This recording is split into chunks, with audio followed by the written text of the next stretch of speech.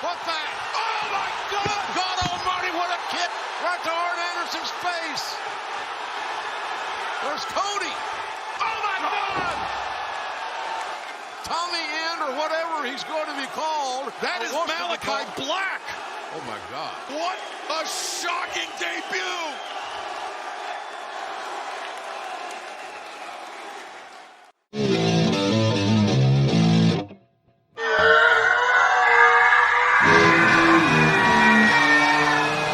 Top of Wrestling with your hosts, OGM and the Professor.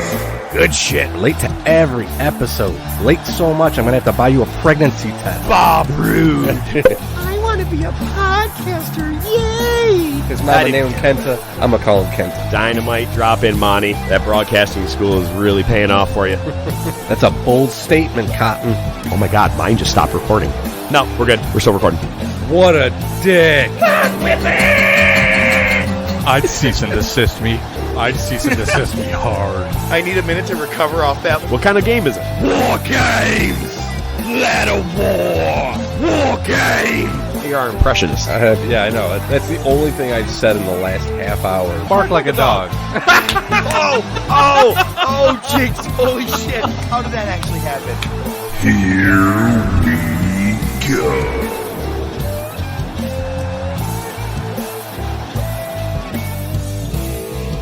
Okay, campers, rise and shine, and don't forget your booties because it's the Top of Wrestling podcast. We are back. It is Wednesday, and you know what that means.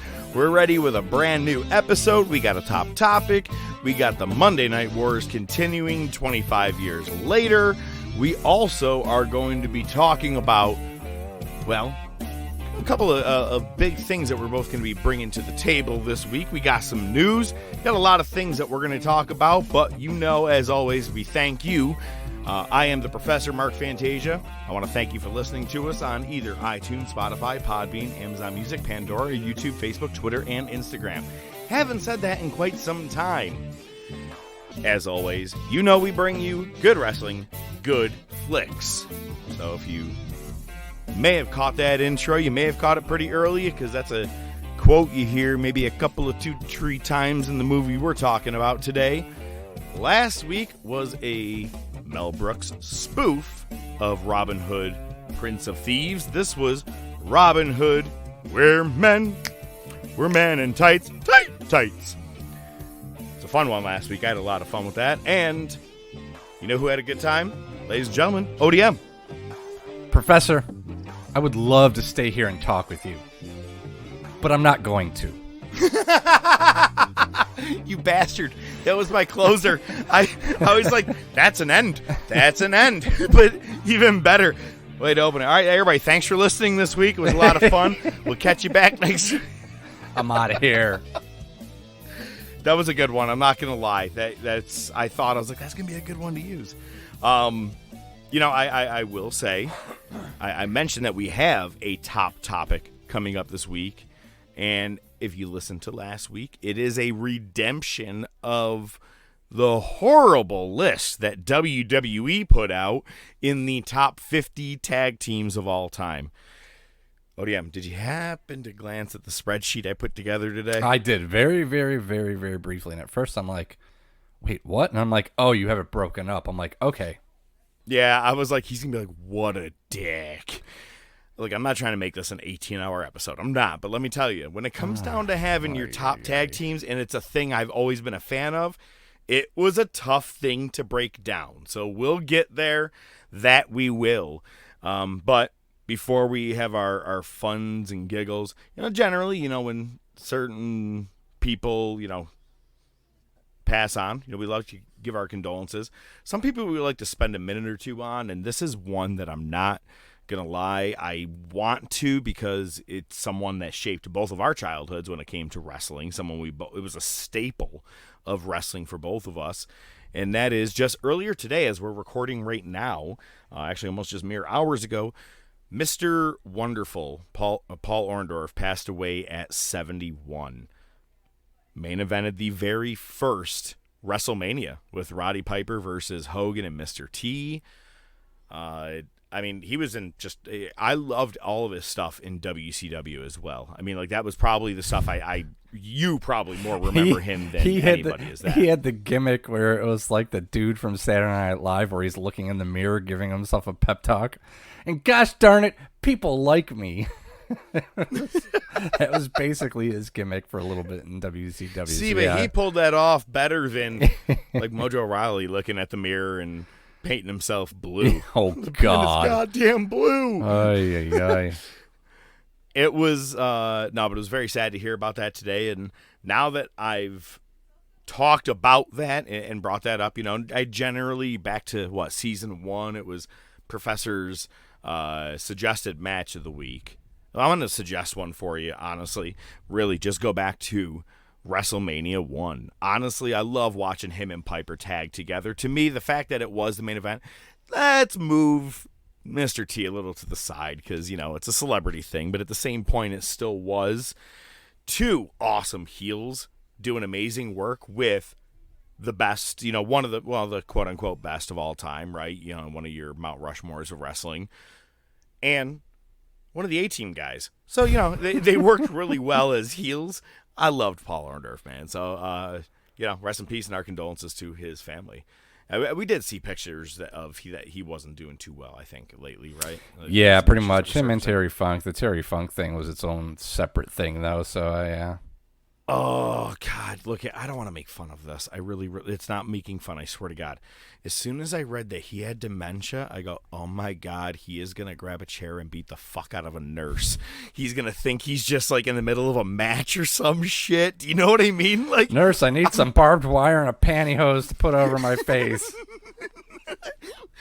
Where's my chainsaw? Where's Cactus? Holy shit. He thinks he's in Arizona. He's talking about a cactus. Oh, my God. Again, not mocking it, but really when I thought about it, I was like, oh, my God. That's just for a guy who is as nuts as he's always been, But, someone did make a mention recently. They're like, it sucks that Terry Funk is known mainly for hardcore. Mm-hmm. And I agree because he really he had a great feud with Ric Flair, the I Quit match, things like that. I mean, it wasn't necessarily all just about being brutal, hardcore, barbed wire type fights. He had some great fights, and we're even going to talk about him later on in our tag team's top topics. So, I it sucks that he really is kind of just, what do you want to say, pigeonholed to just one.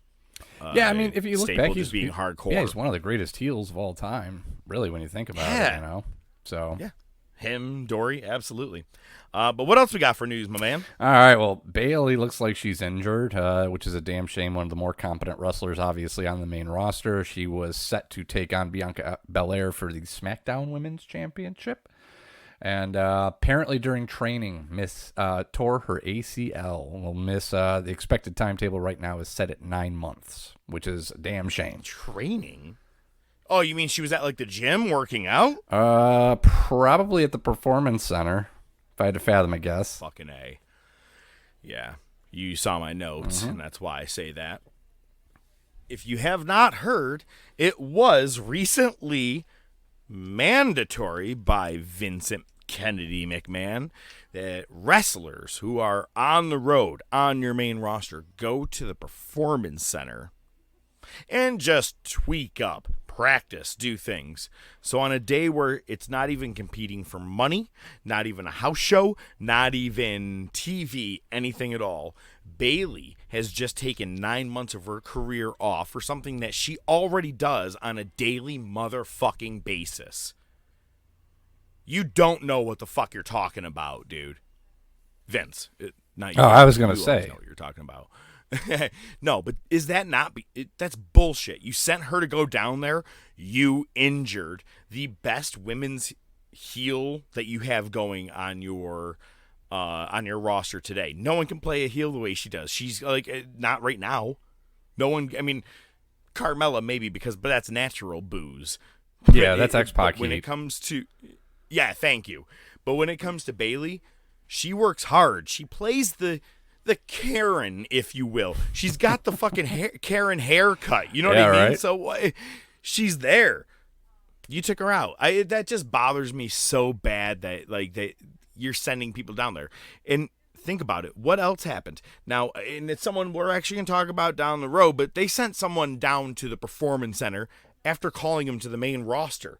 That is, again, your left hand not knowing what your right hand is doing. You know, it's going up, down, up, down. I will say, this next piece of news, oh, God. You know what? Right here, we're going to play a bumper right now.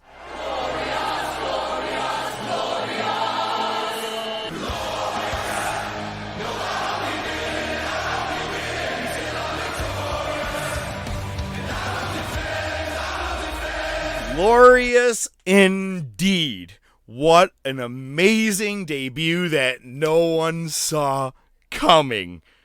Fucking glorious. And you like our new bumper? You're welcome. Please talk about what happened on Dynamite. Well, fucking hell. Earlier in the show, lights go out. Oh, sorry, folks. We're having some technical issues here. All right, show goes on. Nothing comes of it. And later in the night, Arn Anderson's out there to tout how great things are going for Cody and I guess the Nightmare family, what's left of it anyway. And, the lights go out again. And the lights come out, and God motherfucking damn it, I want to get back to Excalibur in a little bit on this, okay? Yeah, I'm with you. Because it's Tommy End, but it's not Tommy End. That's Malachi Black. I like the name. I do, because you're playing off of Aleister Black, and Malachi Black is kind of...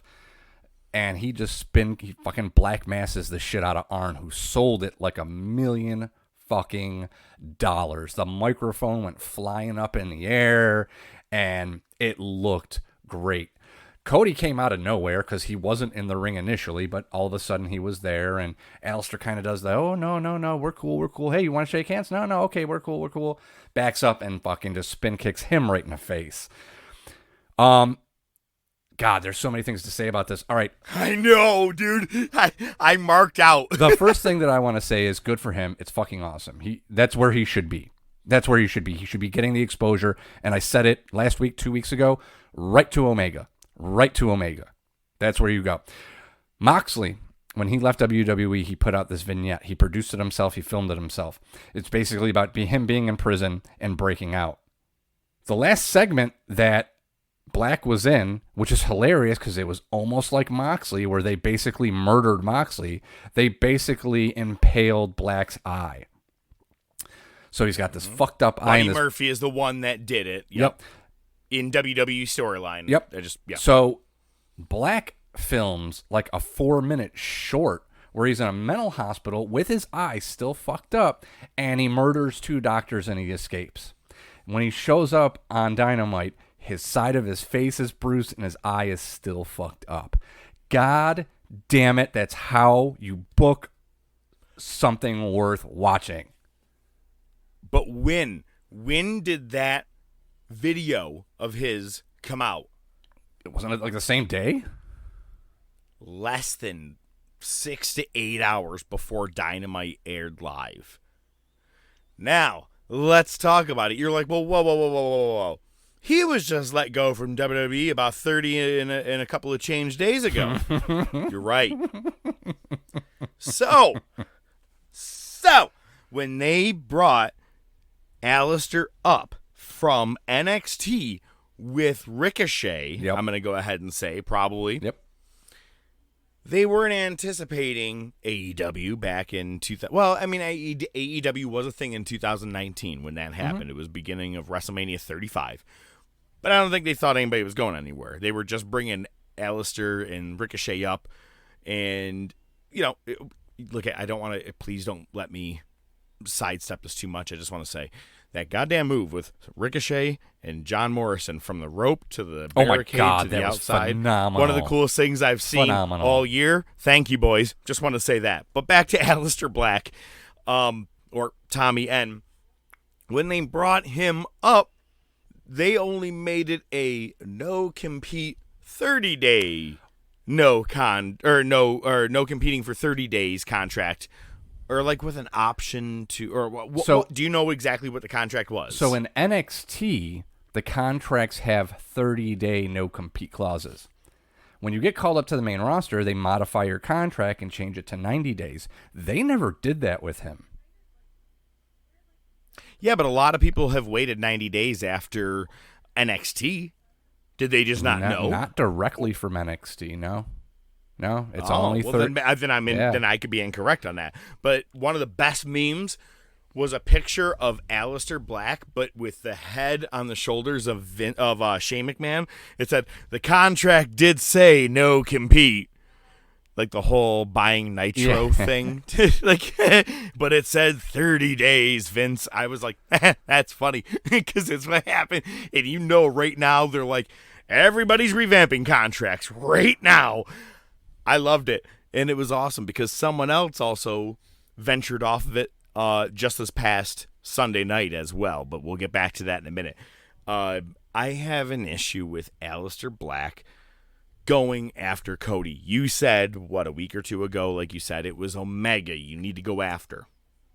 Everybody who gets fed to Cody loses to Cody. Lance Archer, I'm pretty sure. No, actually, Brody Lee was the only one that demolished him in seconds, or you know what I mean, with that squash. And unless you're doing that, that's cool. I'm there. But he doesn't have the TNT title, anything like that.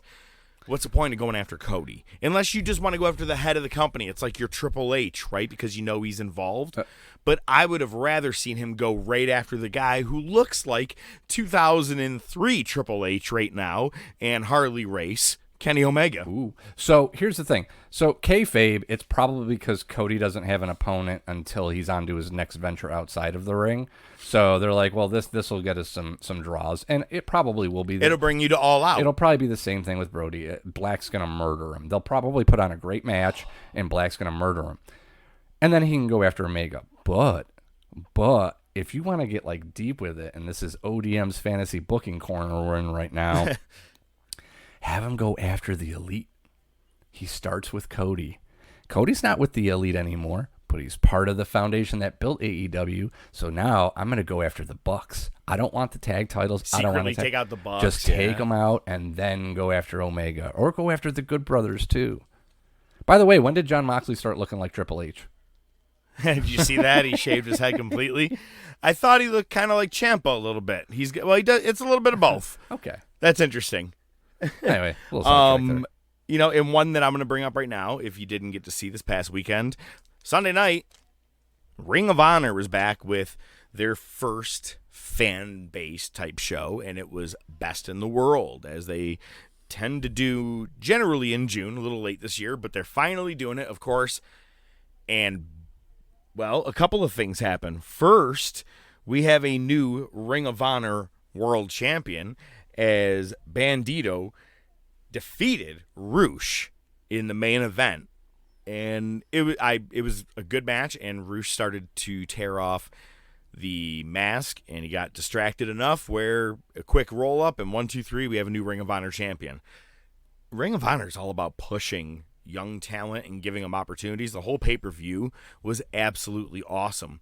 But one thing that happened, Maria Kanellis comes out and starts talking about the 14 or 15 woman. I don't know how that 15 was happening. Oh, someone was getting a bye. That's right. Angelina Love is getting a bye.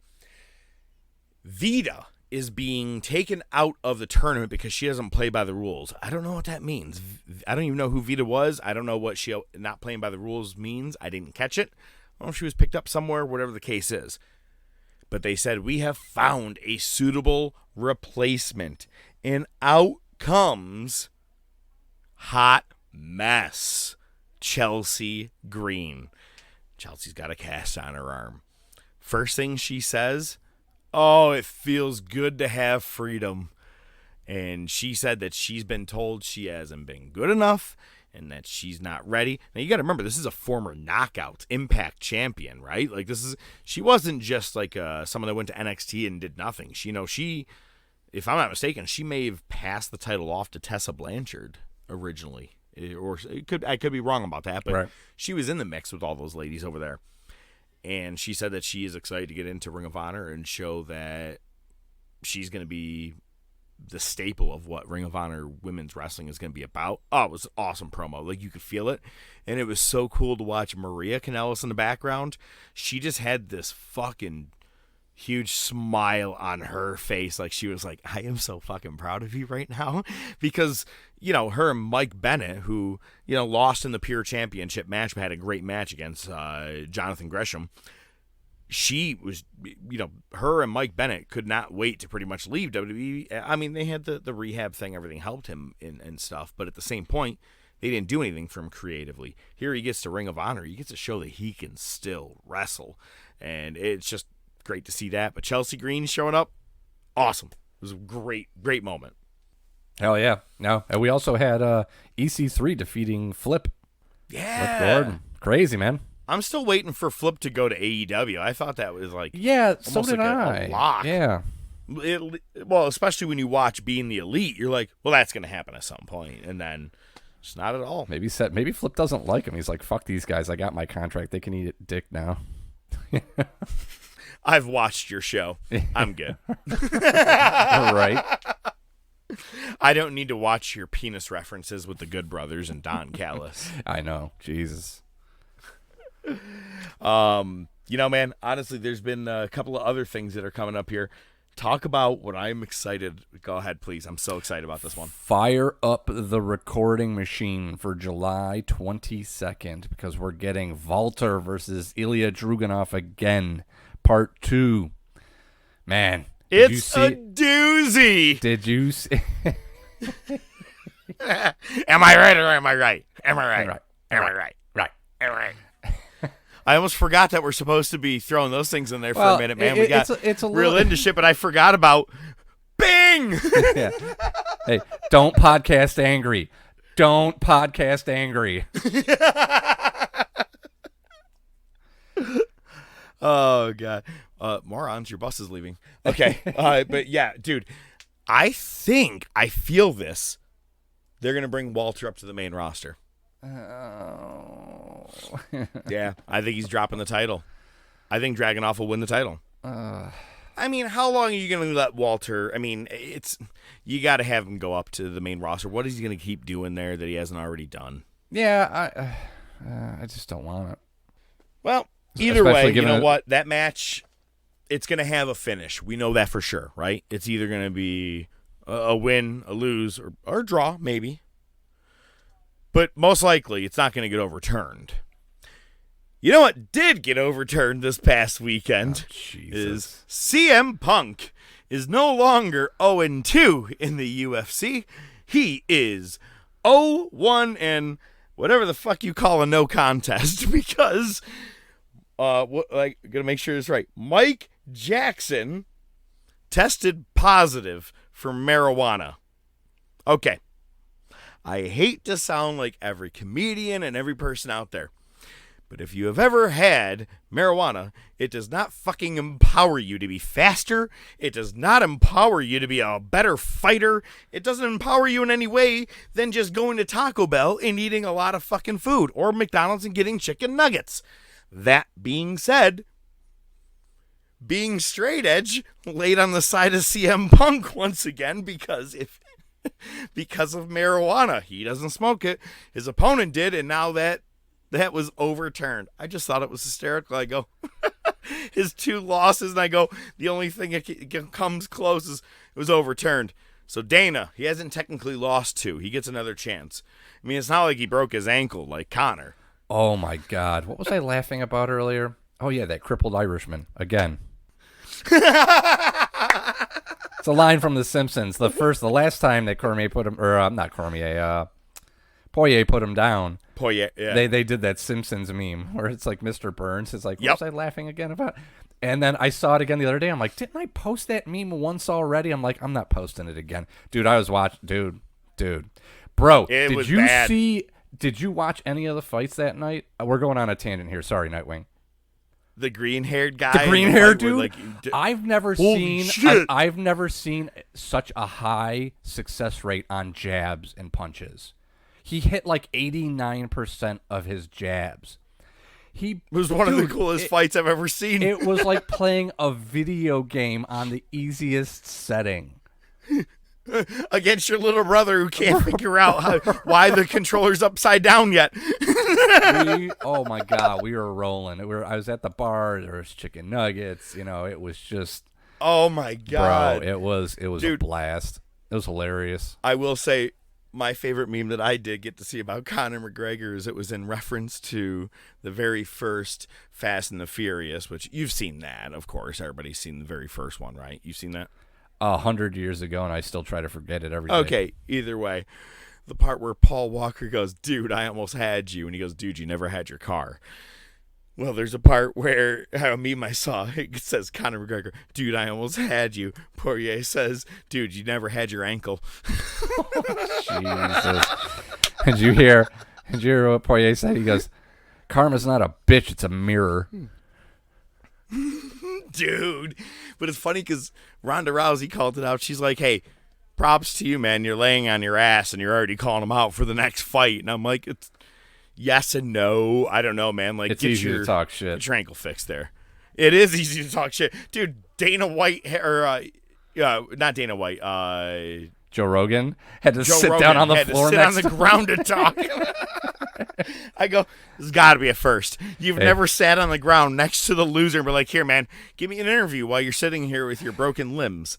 I loved it. I thought it was great. He kicked his ankle through his ankle. You know what? This is Conor McGregor, right? I'm a god. I'm a god. I'm not the god. Ah, okay. Nice. Brought it in. Boom. Boom. What other news we got, man? When Chekhov saw the long winter, he saw a winter bleak and dark and bereft of hope. Yet we know that winter is just another step in the cycle of life. But standing here amongst the people of Podcastville and basking in the warmth of their hearths and hearts, I couldn't imagine a better fate than a long and lustrous winter. Oh, and in other news, Keith Lee did speak out. People were... Nancy. Lincoln. Mrs. Walsh. Yeah, I know. I got it. Oh, Rita. Nancy. Whatever.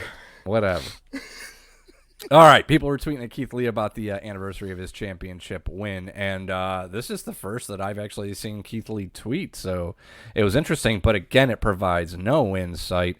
And Keith Lee tweeted, many of you are reminding me of this day a year ago. So much has happened since then. It feels so long ago.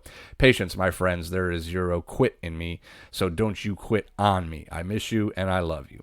I hate to like reduce this, but this better pay off. Like, he better just be like, listen, I'm back and we're not going to talk about what I was going through because it's my business. Fine. Then we'll leave it at that. But if he comes back and he was like, I had a hangnail. You know what I mean? There's been so much suspense, and we shouldn't hold anything. It's happened so much. Whatever it is, nobody should be holding anything against him. But people are going to be like, right, bro, that's why you weren't here? So, I don't know, man. I mean, but what if there is no tomorrow? I mean, there wasn't one today. There you go. Listen, people like blood sausage, too. People are morons. Do you ever have deja vu? Didn't you just ask me that? I don't know. I can ask the kitchen if we have that. No, honestly, I have a feeling he's riding his contract out. I just have this weird feeling he's riding his contract out. Yeah, but what if it's something like his, going through a divorce with his ex-wife or trying to get custody of his kids or something like that? I don't even know if he has kids, but if it's something like that, then he has. Then I completely understand, and I'm going to shut my mouth, and I hope to see you back in the ring. That's it. Fair enough. No, I'm with you on that. We'll just hopefully see where it goes from there. What other news, bruh? I'm going to let you, I don't even really want to talk about this because I don't want to give this asshole a time of day. I mean, we certainly won't mention his name. Oh, I'm more talking about the responses. Yeah, the responses absolutely. are all I really care about. So, you got to be careful, brother, because you work yourself into a shoot, and then you don't know you're shooting, and then you end up shooting yourself into a work yourself before you wreck yourself. Some douchebag. I don't even think that's even a part of this movie. Some douchebag jumped the barricade at an AEW show at Dynamite and tried to get in the ring, and Jericho popped him. And then it's the whole, is it a work? Is it a shoot? And then the guy came out and said he did it for Cornette and all. I don't think he said he did it for Cornette. I think he said something. But he was along the looking to lines get a of, rise out of him. we did it for the true wrestling fans like Cornette or some shit like that. And I heard Cornette's response on the podcast on The Experience, and he basically was like, fuck this guy. We're not mentioning his name Yeah. on the air. He can go eat a big fat dick. He's a dumbass. And he's lucky he got out without getting his face caved in. He's lucky it was Jericho. Because if it was Wardlow or Jake Hager or even MJF, that dude wouldn't have a face anymore. Oh, I was going to say Hager. He would have been touching the guy in the first row after hitting you in your mouth. You know what I mean? Like, he would have went right through you for sure. The Twitter war is where I'm at. That's where I'm kind of laughing at all of this because it's just kind of fun for me. It starts with he's a motherfucking mark, and he's a fat bastard, apparently, as opposed to his whatever accounts. Yeah. But he... what do you want to call it? Hashtags Twitter or Cornette? What do you tags him or whatever? I'm not a fucking social media tweets guy, at him. whatever. I'm a musician. God damn it, I'm a weatherman. Says, hey, Cornette and great Brian Last. Is Brian the one that's on his show? Yeah. Okay, that's what I thought. Okay. What'd you guys think of my AEW debut? I did this for all of us wrestling fans. Wrestling is no longer a safe space. Friends dance around and play dress up. Reality can hit any time. Did they think it was going to be fucking playtime forever? Before Cornette even responds, Jericho responds first, saying, do you really think Cornette would condone this, you fucking loser? Jimmy would have shoved his tennis racket up your ass and smashed your car windows. Cornette's response, which is what I liked. Got news for you, dipshit. Wait, hey, should I do this in a Cornette voice? Yeah, I'm going to try that. I got news for you, dipshit, motherfucker. This ring is sacred ground for U.S., motherfucker. I can't do it. It's too hard. I was can't. going to say. I'm losing it. No, but this... Hey, I got news for you, dipshit. This ring is sacred ground for U.S., and even if you and a lot of others think you can kick the shit out of the Young Bucks, I would have turned you into tennis racket popsicles. And you're lucky someone there didn't gut you like a fish. And in Jim Cornette style, you're blocked. Yeah. Now. I thought it was going to be thank you, fuck you, bye. Now. Could have been done right there. A couple days later, one of wrestling's most iconic women of all time who might as well open her mouth, right? Hey, man, look I am a fan of Matt Hardy, and I'm a fan that his wife backs him up. But when it's not your conversation, not your topic, keep your fucking mouth shut. I am with Cornette on this portion right here for sure. Actually, I'm on Cornette the whole goddamn way. But Rebby Hardy says... leave it to Jim Cornette to inspire and empower this type of dumb fuckery. And she's writing in response to, obviously, the fan that's jumping in the ring. Cornette fires back with...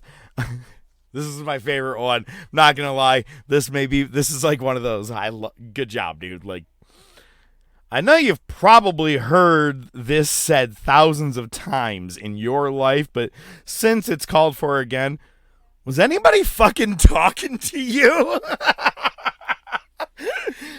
Hang on. And then he says, that's where it ended right there. And then on his end. But then Rebby follows up with, bitch, I never bothered addressing you before you used my name and picture in countless clickbait videos touting imagery or imaginary beef for years while I ignored your ass. The fuck you going on about LMAO, who is ever talking to you, yet you never shut the fuck up? Yeah, and it's not the first time. Well, I mean, he has been a part of the fucking business, Rebby. I'm going to go ahead and say whether anybody wants his opinion or not, the fuck have you done to even say anything at all, to say that he would have empowered that? Do you really, really, really, really, really think that Jim Cornette's like, I would love a fan to jump in the ring to prove that AEW is bullshit? He cares about the safety of the fucking wrestlers at the end of the day. Even if he hates Kenny Omega. If Kenny Omega got hurt tomorrow, he'd be the first one to probably be like, look, man, I was a prick talking shit about him, but I really hope he's okay. Because you care about the safety of the guys in the business. It's a brotherhood. The fuck you know, Rebby. That's all I want to say. Yeah, and she's actually a liar because she's clapped back at him several times previously. Yeah, I thought so too. I go, this isn't the first Yeah. interaction. And Cornette typically doesn't like go out of his way to just go after her. They'll usually be discussing something, and he'll give his opinion. And then, it turns into this. So, yeah, no, I'm definitely with Cornette. And listen, the whole, mind your own business thing, I want to make this clear. I don't think that we insinuate this in any way. But it is the day of cancel culture, and you can't really cancel a show that nobody listens to, so we're not really in any trouble. But this isn't because it's a woman. It's because it's Reby Hardy, who, next to playing the piano for Matt's entrance theme, doesn't really not in the wrestling business, and this has nothing to do with her. Matt wasn't even in that segment. Just as much equivalence. She has just as much of equivalence as Zach Gowen. Remember him? One-legged Zach? Yeah. That's how much she's got fucking credibility. That's like Zach popping up right now and having some shit to say to Cornette. You did a couple segments. Thank you very much. Here's your paycheck. Slap in the ass. Get on the way. Yeah. That's it.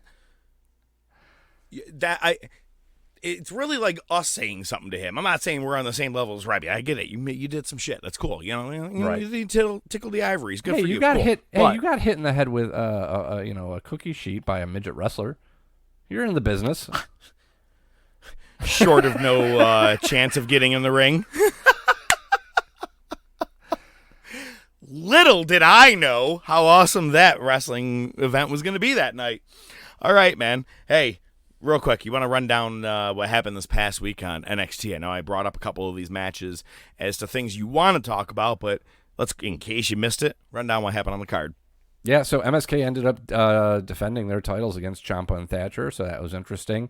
It almost seems like they're going to go the route of, they did these guys were feuding, and now they're a tag team, and I think it feels like 2 weeks later they're going to break them up already, but we'll see where that goes.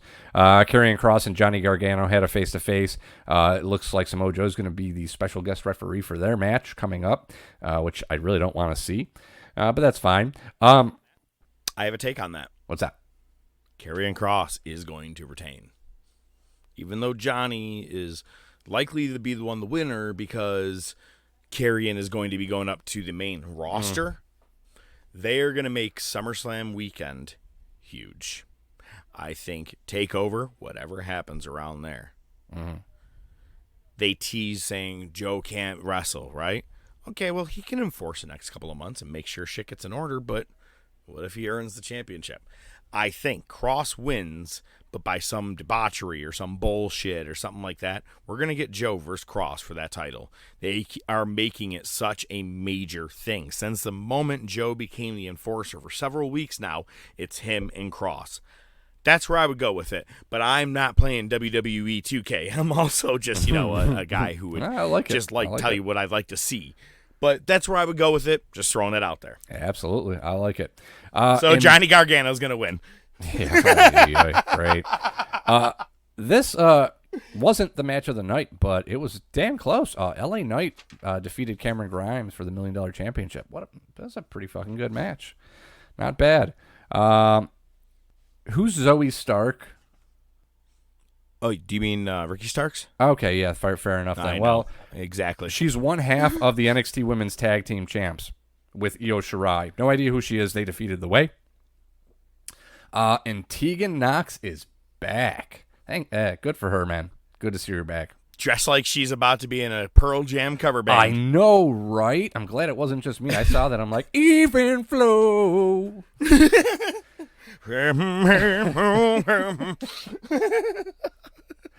Dude, no, it was good to see her back because I didn't know. Hell yeah. I think wasn't she an iffy question of if she would ever come back, if I'm not mistaken. Yeah, bro, that's like her third knee injury, like third big one in That's a my row or point. some shit like that. Well, she came out wearing the Stone Cold Steve Austin brace. You know what I mean? Yeah. That plastic one, top to bottom. That's, yeah. But, hey, if she's back, I'm excited. Yep, and her The main and her- event delivered. Yeah, well, her Tegan Knox and Shotzi are now on SmackDown. I noticed that. I Yeah. found that her Shotzi's up there. I'm like, that's exciting. All right, cool. Hey, man. I think they're trying to bulk up the women's division a little bit better on the main roster because I don't I want to shit on it, man, but I don't think Belair's delivered, personally. I'd rather see Bayley back as your champion. They're shitting whatever opportunity you ever have with Alexa, whatever the fuck's going on there. Oh, Shayna Baszler should be making every girl tap out left and right. Yet again, she was a vampire and then a sidekick to Nia Jax. Yeah, we need some fresh people up there. So I'm okay with them bringing up some women, I guess. But, hey, just keep your NXT 30-day contracts. Yeah, right. Seriously. But yes, the main event. So now we're even at 1 apiece. Well, actually, no, it's 2-1 Cole now, isn't it? Nope. Right. This brings it to even. It does bring it to even. Okay, yeah. So, Yep. all right. Well, we got to have our rubber match. I guess that's coming Survivor Series or on SummerSlam weekend. Yep, I think so, which is kind of exciting. I think it'll probably be something like I would do something like an Iron Man between them. Don't do like your typical cage or your typical strap. Give me something a little bit different. 2 out of 3 falls, Adam Cole and Gargano was great. I wouldn't mind seeing Cole and O'Reilly, but maybe a little something different. You know what I mean? But I want to. This match was a good classic wrestling match, completely opposite, of course, of their unsanctioned match, which technically then, I guess Adam Cole's up 1-0 because that was unsanctioned. It didn't count. Well, I hope that's what he starts claiming. That That'd would be be hilarious. phenomenal. Oh, hey, it doesn't matter. You didn't win. So, hey, you know what? The good thing is that Cole, O'Reilly, they work well in the ring together. Not everybody always works well in the ring together. And this week, I have a feeling you have some things that you want to bring to the table.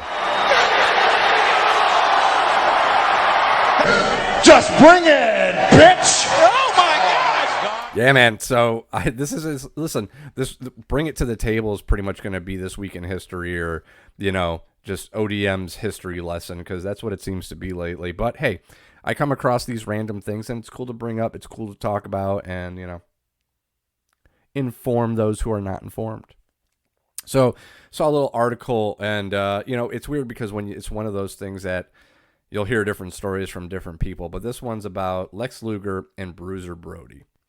At this time, they were in Florida. They had a cage match.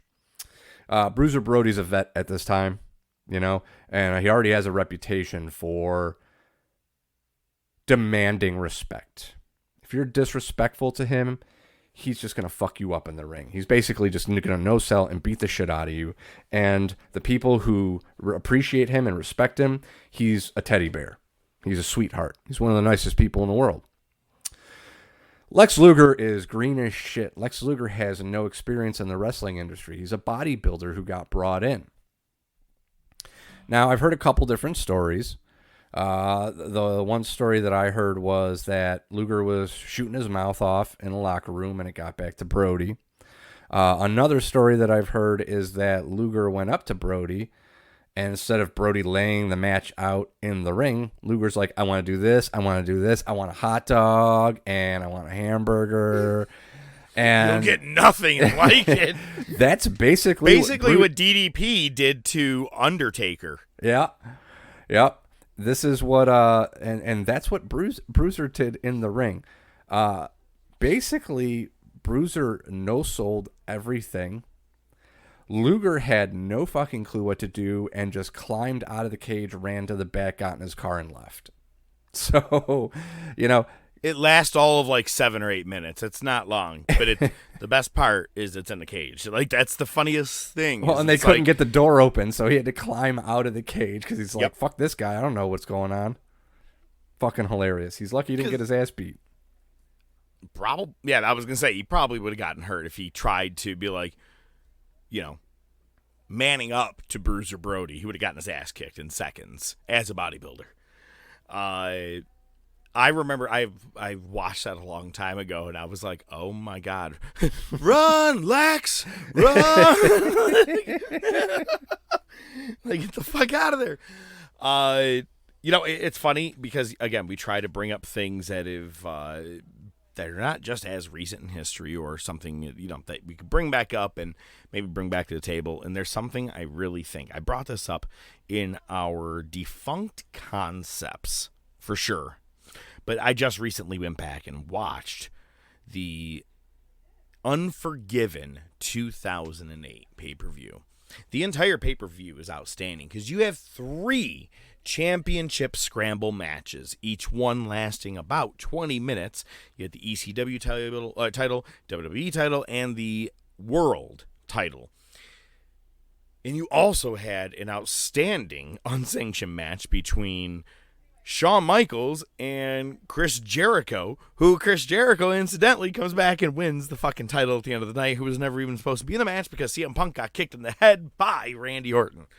Yeah. I always love that part because earlier in the night, Manu, one of the he was a part of Legacy for like 3 minutes.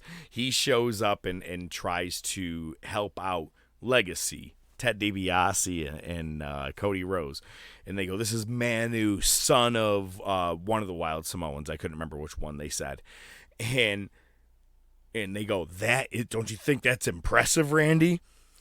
And later on, that's when he knocks out Punk, gives him the punt to the head, turns around to Legacy, goes, now that was impressive. And I go, oh, God, I love that fucking moment. Killer Randy Orton, man. He wasn't even he wasn't medically cleared even at that point, but he was still, it was the bald head, psychotic Legacy Randy Orton. But then, again, those championship matches, they were all outstanding, and they made, I mean, like I said, I brought it up in the concepts, man. Brian Kendrick was a champion for a couple of minutes, a WWE champion. Whether acknowledged or not, he was a world champion in the his championship scramble. But it was a very cool concept because at least, you, like I said, all right. Let's say you have 5 guys right now on SmackDown, and I'm going to go at random here, but I'm going to go with the names at least I can think of on SmackDown. You have a defending world champion in Roman Reigns taking on Cesaro, Seth Rollins,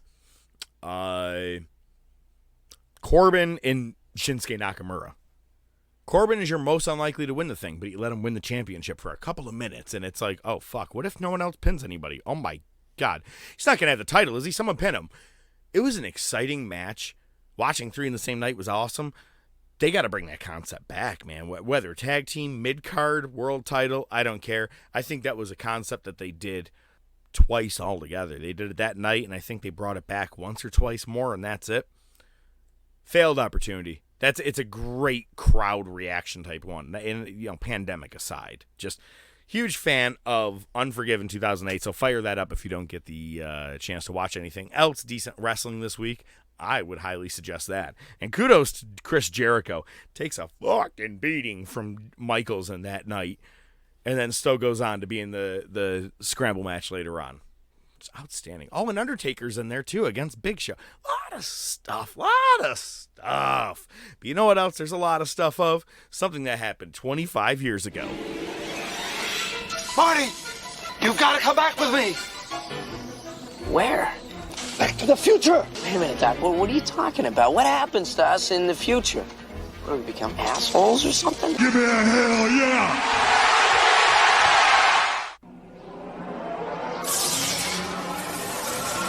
You want a war? You're going to get me. Mick Foley is going to win their world title. Has been paid for by the New World Order. Come on, Vince. Step into the ring. My God, the battle lines have been drawn! D-Generation X invades WCW tonight. Austin 316 says I just whipped your ass. Have a nice day. We got you! Booyah!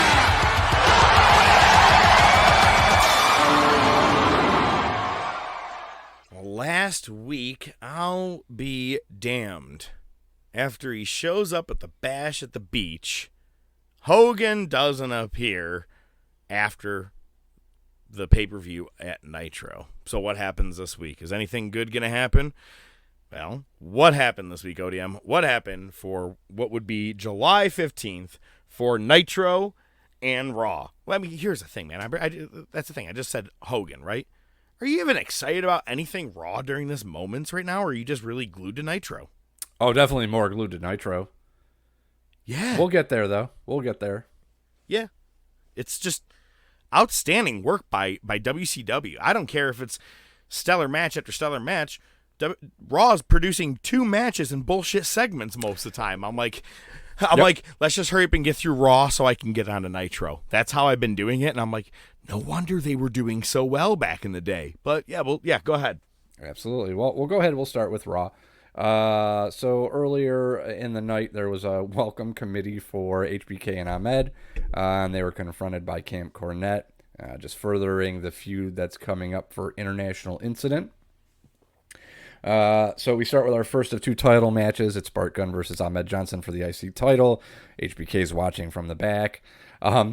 Vince brings up that there's dialogue between WWF officials and the Ultimate Warrior's attorney about his return. Not holding my breath on that one.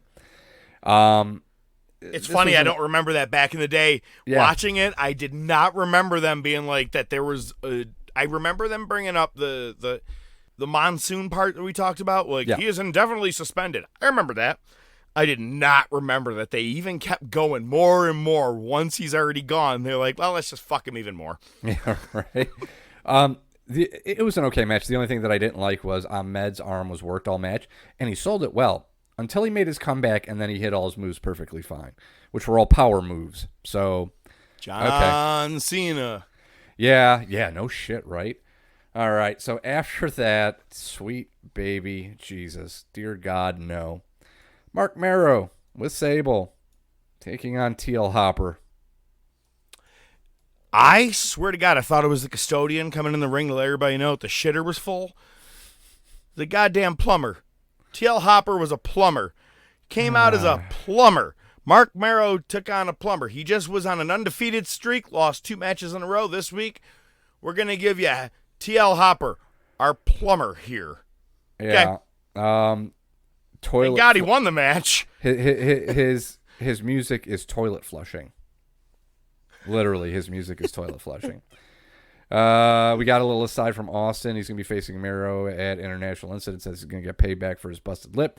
Uses, and that's the bottom line. So that's starting to get pushed more. It's obviously getting a foothold. This should have been a squash. It was like a 10-minute competitive match that Hopper had advantage most of the time.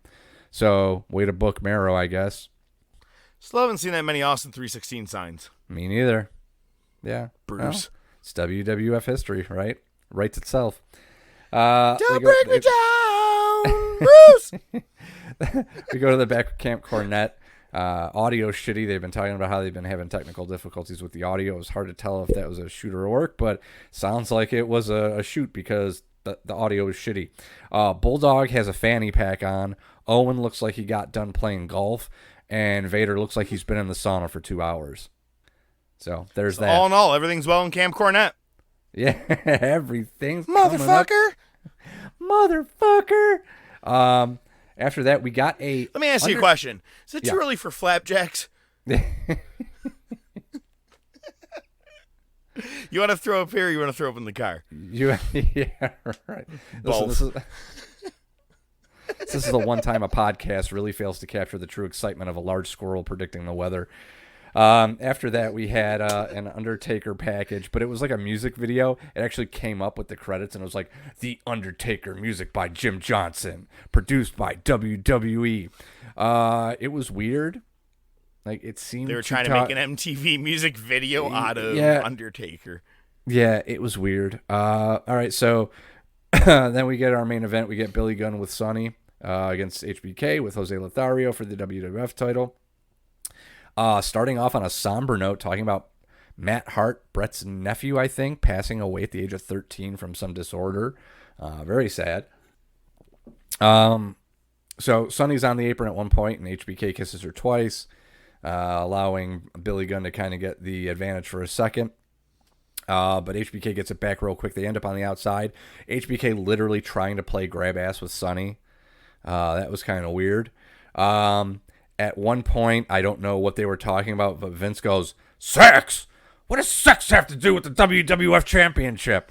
I don't know, Vince, and I don't want to know. Well, I don't know. You just spent 2 months saying that the guy was basically a fucking rapist. So you tell me what your championship has to do with sex, Vince. Actually, good point. You literally just said that he was fondling women and all this shit, and now what does sex have to do with it? I don't know. Everything. I thought Sonny was the next contender the way this is all looking right here. Looks like Shawn was having some sunny days in this moment. But I will say, man, it was Shawn versus Billy Gunn, man. You got Future DX versus Future DX. Yeah, seriously. It was a decent match. Sonny was a bit over the top. I'm sure there's a pun there somewhere. We find out that Jose Lothario and Jim Cornette are going to take on each other at Free For All, the pre-show for International Incident. So, damn shame. I would have put that on the fucking main show. That sounds like that would be the one I would pay for. I wouldn't pay for that 6-man match that you're about to put on right now. If you told me Cornette and Lothario were going to be fighting, by the pay-per-view. I swear to God, the match between, I think it was, who was it? It was Eric Bischoff and Larry Zbyszko at Starrcade 97. You knew it was going to be a stupid shit show, but you're like, that's the first time Eric's getting in the ring. I got to watch that. That sounds great. He's a black belt. To me, this sounds absolutely awesome. You're only going to put it on the free-for-all? Either way, I can't wait to watch it. Yeah, absolutely. All right, so, HBK wins. There's no big surprise there.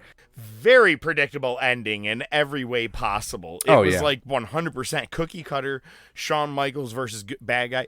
It was basically him versus Leif Cassidy. It was him versus everybody we've seen so far. Yeah. Everybody's match versus Shawn on Raw, since we've started doing this, has been pretty much a cookie cutter match. Yeah, pretty much. Probably because it's easy for him to remember. They do a little aside to the back where they're showing Camp Cornette leaving, and Cornette stays behind, and he's, they're hamming it up, something's up.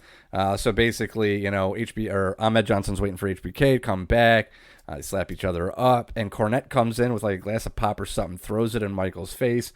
Naturally, Ahmed Johnson and Shawn Michaels chase him out to the parking lot where Camp Cornette's waiting, and they assault him. And then like a fucking bat out of hell, a Lincoln town car comes crashing through, literally crashes into something, and Psycho Sid comes fucking flying out, and the heels get chased off. Jesus Christ, dude. You know that motherfucker didn't exercise any caution when he drove that car, and I know it's a work, and it's supposed to look that way, but I can almost goddamn guarantee you that he put some oomph on it. No. It was supposed to be a work. A work is something that happens. Oh, did I say that backwards? No, I know. Yeah, it was that. Well, yeah, no, I meant more of like a work is a planned happened. I don't think Sid planned on coming in that hot, and if he did, I don't think WWE planned on him coming in that hot, because it was like he came out, I go, oh, someone's dying. I jumped. It was pretty fast. What the fuck?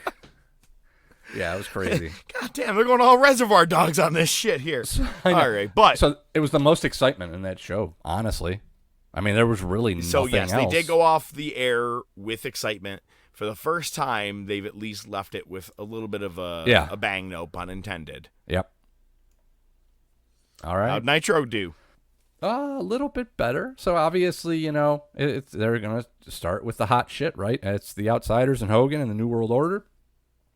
Zbyszko basically asks, who are they going to recruit? So they're already planting those seeds that, this is going to be something where it's going to be like a takeover. We start off Fire and Ice versus the Steiner Brothers.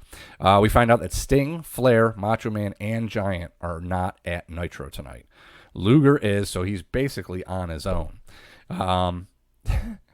They're talking down Hogan, and they're saying, well, maybe Hogan needs to go back and watch the movie he was in, The Nanny, because it's going to be on TBS coming up.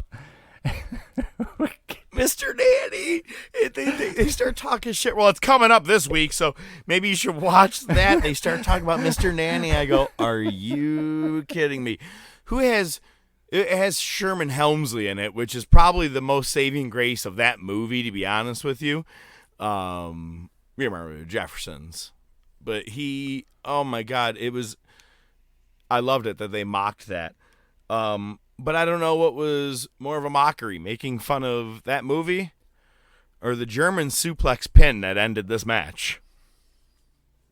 Okay, there's a couple things I want to talk about. Yeah, there's a couple things I want to talk about here. As a little aside, Teddy Long comes out and he's observing the match. Nobody knows why, and it ultimately really isn't that important. Before the Germans... You know why? Because it was a tag team match. Holla, holla, holla. I think we're not there yet, but yes, that's exactly it.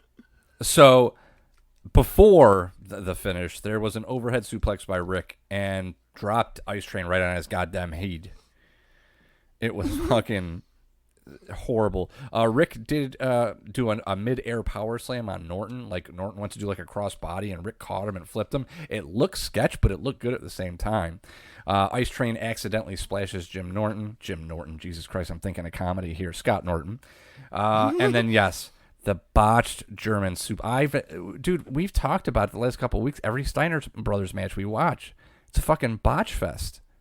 It was horrible. And the thing is, it's funny because I'm like, this is what you get when you get 4 guys doing steroids all at once, all trying to lift each other up, and no one's moving their body the right way they need to be, and flexible and shit. When he hit the move, Ice Train sold it. But as soon as the 3 count was up, Ice Train immediately got up and went over to Scott Norton. Like, I don't.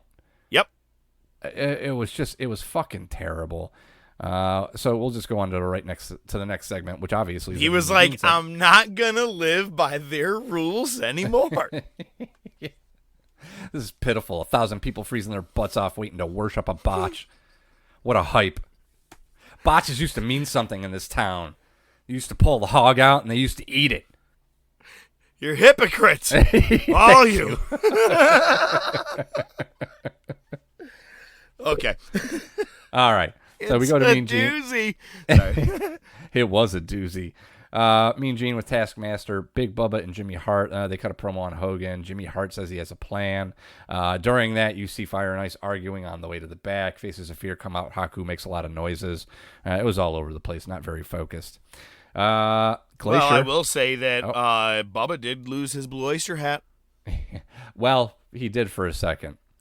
Well, at least that interview. Yeah, exactly. That interview. Glacier, still getting hyped. Hope it works. Hope it lives up to the hype. At the bottom, it said Glacier. At some point. At some point. Actually, that should be our next thumbnail. Okay. Consider it done. It'll take me 5 minutes.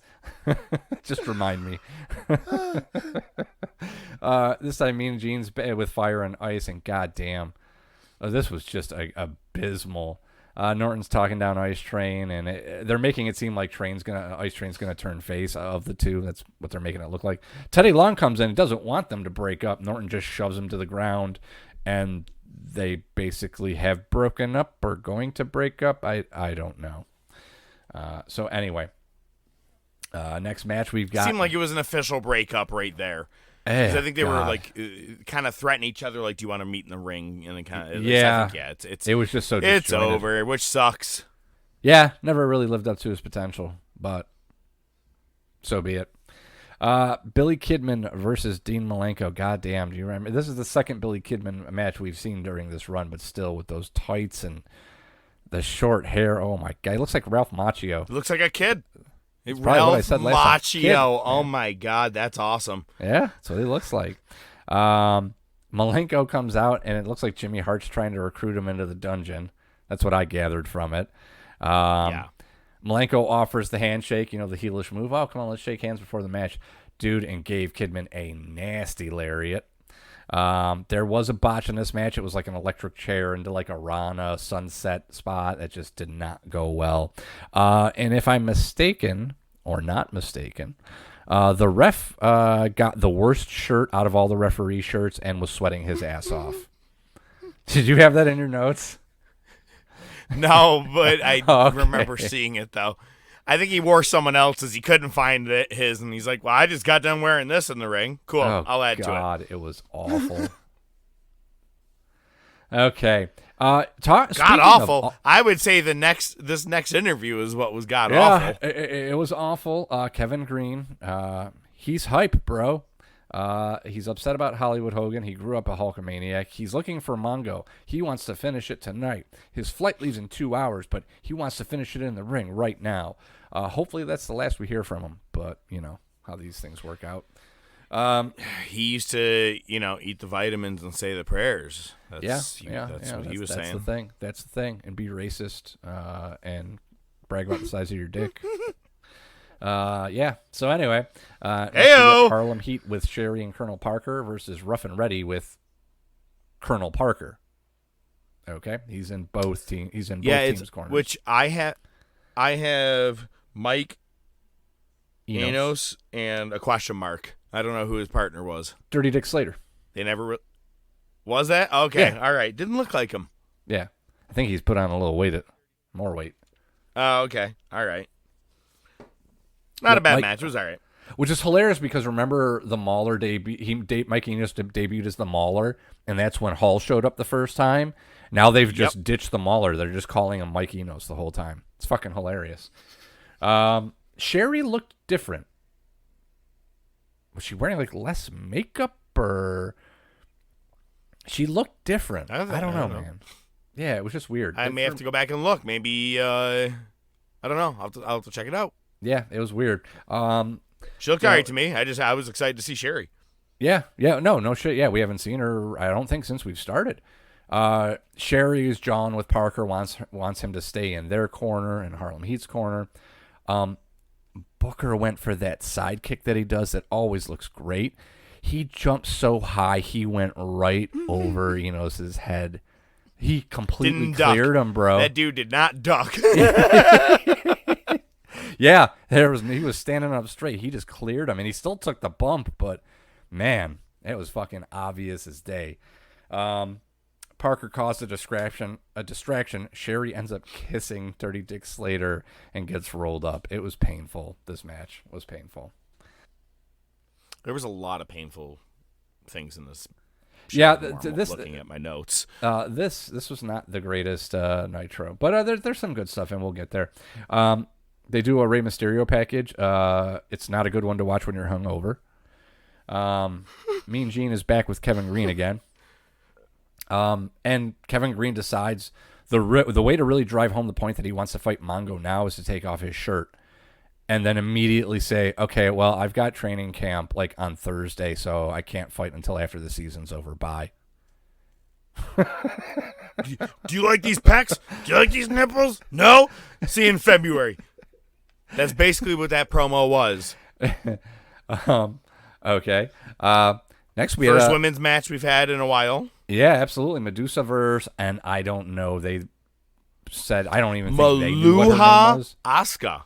Maluha Asuka. Yeah, I don't know. Medusa won with a German suplex pin. That's all that I wrote. So, okay.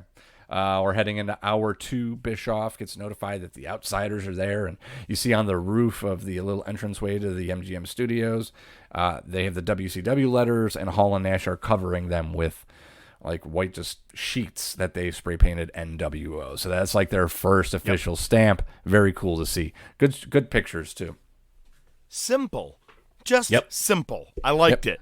Absolutely. It was just hanging some painted sheets of NWO over it. I thought it was I was like, oh, I remember this. That's cool. Yep. After that, the first match of the second hour is Meng vs. Double A, which honestly was a pretty solid match. The fireworks were going off at Disney at this time, so it sounded like the 4th of July. They show Hall and Nash just hanging out. There's a cooler there. I don't know what Nash is drinking, but so basically Meng controlled most of this match. Hart causes a distraction. Barbarian interferes. Meng gets the pin. And then so now the Dungeon of Doom have a win over the Horsemen. They kind of drove that point home because that's kind of been the big faction fight, obviously, until we start getting deeper into the NWO stuff. At this point, as they cut to commercial, they show the roof, and you can see that the Outsiders are no longer on there. So we come back, and it's your boy, Pepe. He's back with Mongo and Deborah. Green's on the way to his airport, and now Mongo mysteriously says, oh, yeah, I'm ready to sign a contract for the fight. This is what I wrote. I wrote 2 things that are important here. 1, probably the most important, don't let Deborah talk, please. And then going away as she's trying to make fun of the Panthers, I think she was going for Farm Team, and she said Farm Boys. And Mean Gene literally laughed out loud and said, Farm Boys? Yes. So that's funny. I have 2 things written. I have Deborah is annoying. Mongo does a puss bag interview. All right, we're on the same page. Good shit. Well, what's really good shit is the next match because it's not the first time we've seen it. It's not the last time we're going to see it, and I ain't even mad. It's Chris Benoit versus Eddie Guerrero, and right at the beginning, Heenan's like, this is going to be a great match. Benoit before the bell. Well, I think the bell's rung, but right before they start, Benoit tells the ref to check Eddie's tights, and Benoit just jump starts it. It's at this point that Bischoff realizes the Outsiders are no longer on the roof. During the match, Malenko runs out and posts Benoit.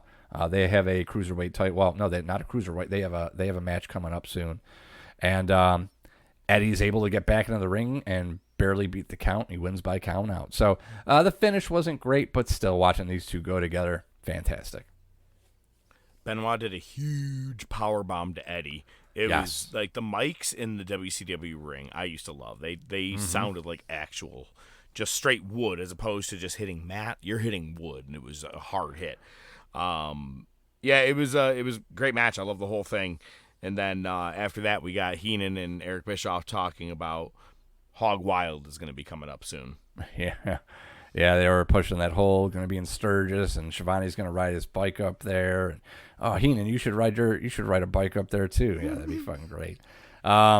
We got another Glacier. Got another promo. Yeah, another Glacier promo.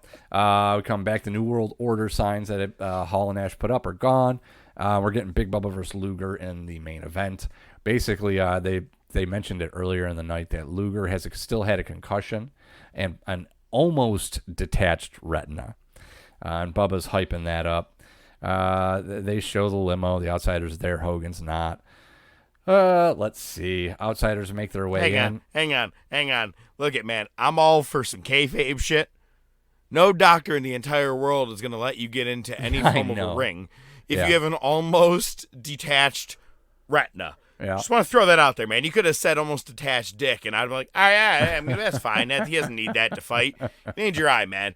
In one hit, you're done. It was a weird, it was odd to me. I found that odd. But I will say, I wrote this here, and I want to say this specifically. I have been giving Bubba shit for week after week after week because of his hat, his gimmick, his but put on a great match, man. The dude was always a solid worker in the ring. You don't really see bad matches from him. You know what I mean? Like, he plays his part well. And I just want to throw that out there. Him versus Lex, I go, it's actually better than I thought. And I go, because you're in there with the Boss Man. I'm like, Boss Man's a good hand to be in the ring with. So I just want to throw that out to you, is that I may shit on him too much, but, you know. R.I.P. Ray Chandler. Okay. No, absolutely. He was in one of the best War Games matches. I forgot what he was the masked dude. God, I can't remember his name. But yeah, no, he's always been great in the ring. I know who you're talking about. I just lost it. Chicken nuggets, man. Basically, this was a weird timing thing, where as the Outsiders are coming in to interfere, Hart throws an object into Big Bubba. Luger gets it, uses it, and knocks Bubba out. The ref sees it, and Luger's holding it like, what'd you throw in? And then the Outsiders jump him. I think, so basically the Outsiders just jump Luger and throw him out of the ring. Hogan shows up. Hogan helps up Big Bubba, because that's another great throwback. And people are probably thinking, oh, these two have a history, and he offers him a handshake. Bubba accepts. And then Gangster Man Hogan just does the fucking gladiator thing, where he's like this, and boom, they just fucking jump up and throw his ass out of the ring. They teased him being the fourth man for a good 10 seconds, and it looked good. I was like, can we talk about the fact that Hulk Hogan has come out right now in all black, first time ever? Not first time ever. He wore black late 95 when he started with Giant. With You're Giant. right. Hang on. But I mean, what I wrote is first time ever. My apologies. The dude is in all black and also no mustache. He is completely just blonde hair, no mustache, no beard, nothing at all. I was like, God, that's weird to look at. I'm like, when is he going to start having the black stubble on his face? It's weird to look at. And then they do a promo with Mean Gene because, we had a match. Of course, Mean Gene's got to get in the ring and might as well be with the NWO. And, he's hamming up being a giant douche. Hogan, that's what I wrote. He's hamming up being a giant douchebag. And they're saying that, at this point right now, they are the three most badass dudes here, and they're going to take over. But they also write, I wrote, they drop hints that it can be guys who are already in WCW. Because obviously these guys who are here right now, the two of them were from up north, as they keep saying, right? But Hogan, he built that company anyway. So it could be from there, it could be from right here in WCW. So now they're starting to put a wedge or dissension in the WCW roster. I love this line right here, man. Where pro wrestling goes, Hogan goes. Just thought that was a great line. I thought that was good. But he challenges the Giant for the world title at Hog Wild. Yeah, man. It's going to be a doozy. And he even says we're going to rechristen the WCW championship the NWO championship. Yep, already laying that down. We're getting there, man. It's getting exciting. It's heating up. Now I'm like, when are we going to start bringing in more members? Now I actually cannot remember when members start coming in, so it's going to be fun each week until it's like 400 of them. I don't think it's going to be, because Hog Wild's what, in a week or two? I think 2 weeks away. I don't think we get the fourth member until mid-August, late August. Do you remember who the first one is? I do. Yeah, I do. Yeah. And I know the context, too, because the context is important. I do not remember the context. Yeah, we'll talk about it offline. Did you see? You know what, though? What? No, what? What did you see? During this interview, trash starts coming into the ring again. But since they're in Disney, they've got the people on the floor, and you see this little kid throw a bottle, and it goes like a foot. Doesn't even make the ring. I'm talking little kid. I'm talking like 6, 7. But then he starts digging underneath the chair to find more shit to throw. Like him and his brother just keep digging around to find trash to throw in the ring. That's some scary shit to even be involved in. You know what I mean? Like, just you got to worry every time you are in the ring, or at least Hogan, Nash, and Hall at this point, that they're going to get pelted with something. Yeah, poor right? Mean Gene. And Mean Gene, too. Poor little Mean Gene. He made poor Mean Gene cry. Ladies and gentlemen, it's now time for... Best there is, the best there was, and the best that there ever will be. Hold 2, arm bar. Sodas rule. Yeah, they do. Hold 3, the moss-covered, 3-handle family granunzel.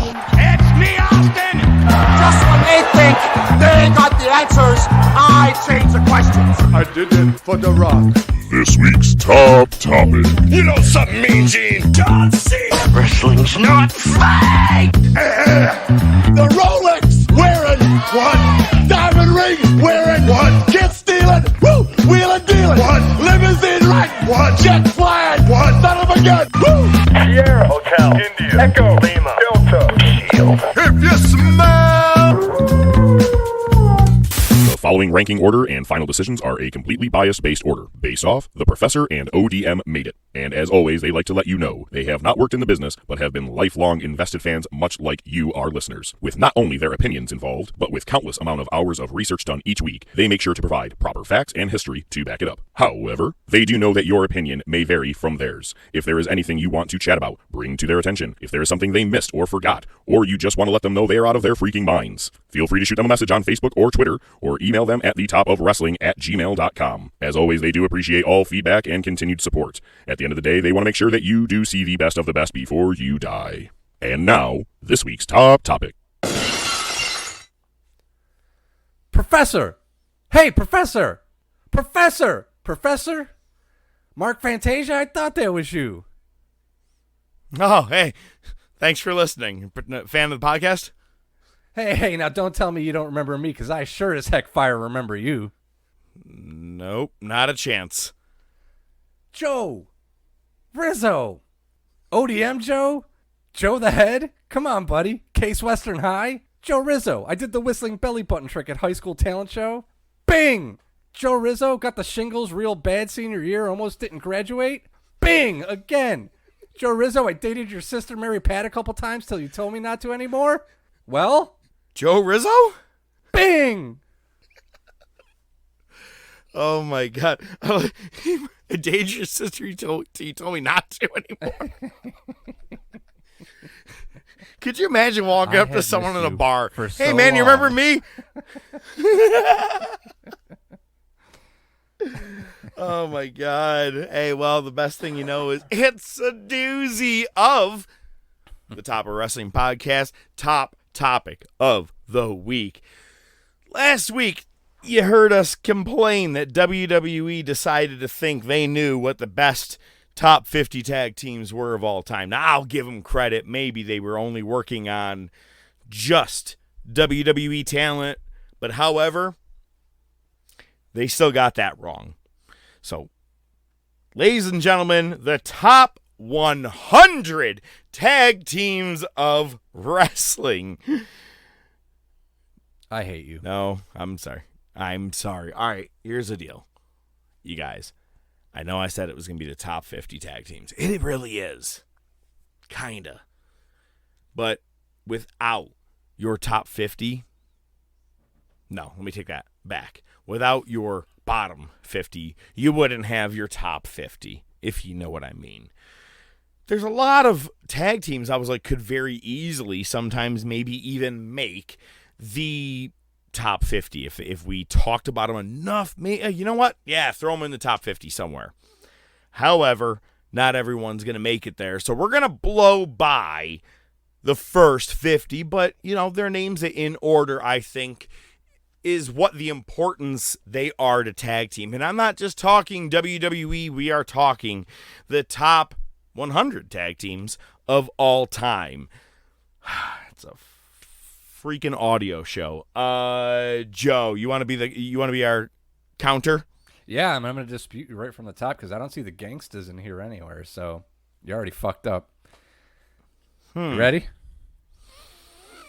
101, the Gangstas. You know what? All right, there we go. Honorable mention is the Gangstas, which is New Jack and was it Mufasa Ali, right? Mufasa Ali, and they had D'Lo as their kind of enforcer.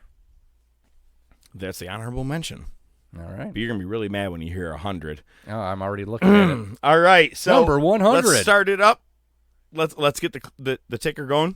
Are you ready? 100. Go. Los Conquistadors. Number 99. The Bushwhackers. Number 98. Lance Cade and Trevor Murdoch. Who? Number 97. The Blackjacks. Number 96. Aiden English. Simon Gotch. The Vaudevillains. Bro, Dusty's my mentor. Number 95. I wasn't ready for that. That was absolutely awesome. He's my mentor. All right. Not even mentor, it's mentor. Close enough. What number were we at? Number 95. Fire and Ice. Just talked about them. Number 94. Exactly. Team Hell No, who was like in the top 10, I think, of WWE, or at least like the top 20. But Team Hell No, which is Daniel Bryan and Kane. Number 93. The Fabulous Rougeau Brothers. Number 92. The Islanders. Haku and Tonga Kid. That's right. The man from our favorite movie, Body Slam, which is why we shape our movies and wrestling together. I honestly would have had them a lot higher. Just saying.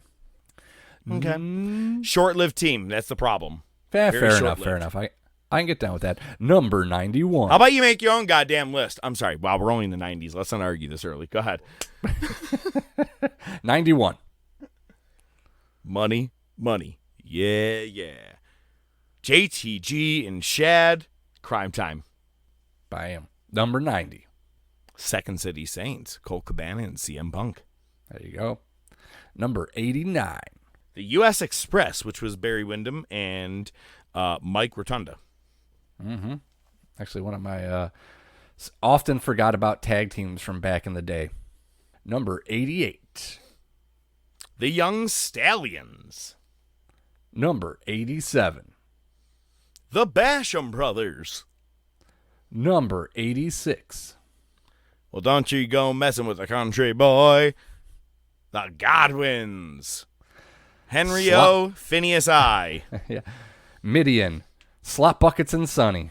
And Baby Goats. Don't ask. Number 85.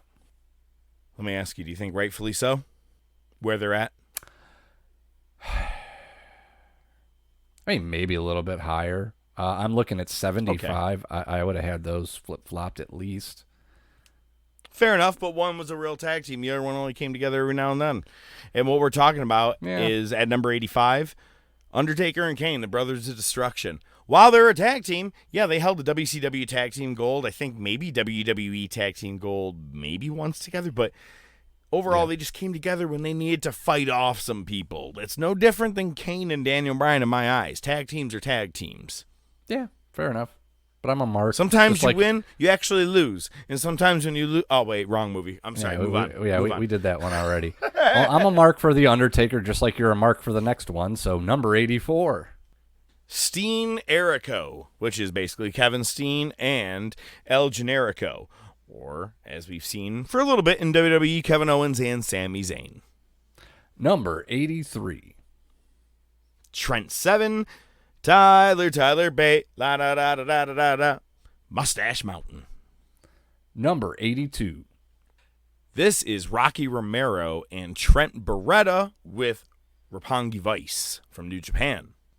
Number 81. The Wyatt family, specifically Harper and Rowan. A.K.A. the Bludgeon Brothers.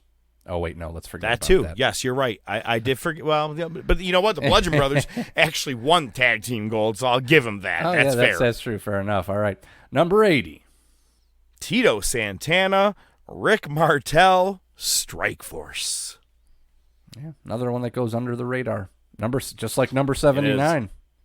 The Quebecers, Pierre and Jacques Rougeau, who we mentioned in the Rougeau brothers. And it's funny, I was trying to keep guys, I'm like, if you're in one team, you're not allowed to be in another, but I'm like, God damn it, some of these guys have been like 3 or 4 in very solid teams. Yeah, right. But Quebecers really were probably the best heel team you had in 1994, 93, 94, in that era in WWF. I don't think anybody else probably got more boos as a team. Maybe number 78 did, but a different type of heat. Guys. Primo and Epico, the Colognes. We've seen them as Los Matadors. We've seen them as just the Colognes. We've seen them in every way possible. But seeing Primo and Epico together, they are both great wrestlers, great hands in the ring, and they've stayed pretty true to the tag team division. Absolutely. Number 77. This is the one that I think maybe getting a little flack from some people, but hey, it's just what I feel, because tag teams were not a thing in their time, really, in their division, and that is the Shield. So we're talking Roman Reigns and Seth Rollins specifically as the tag team, because that is mainly who your tag team champions were. Let me take it back. When Seth Rollins and Dean Ambrose won the tag team titles, I don't think it was presented as the Shield won the titles. It was Dean Ambrose and Seth Rollins, and I could be wrong on that.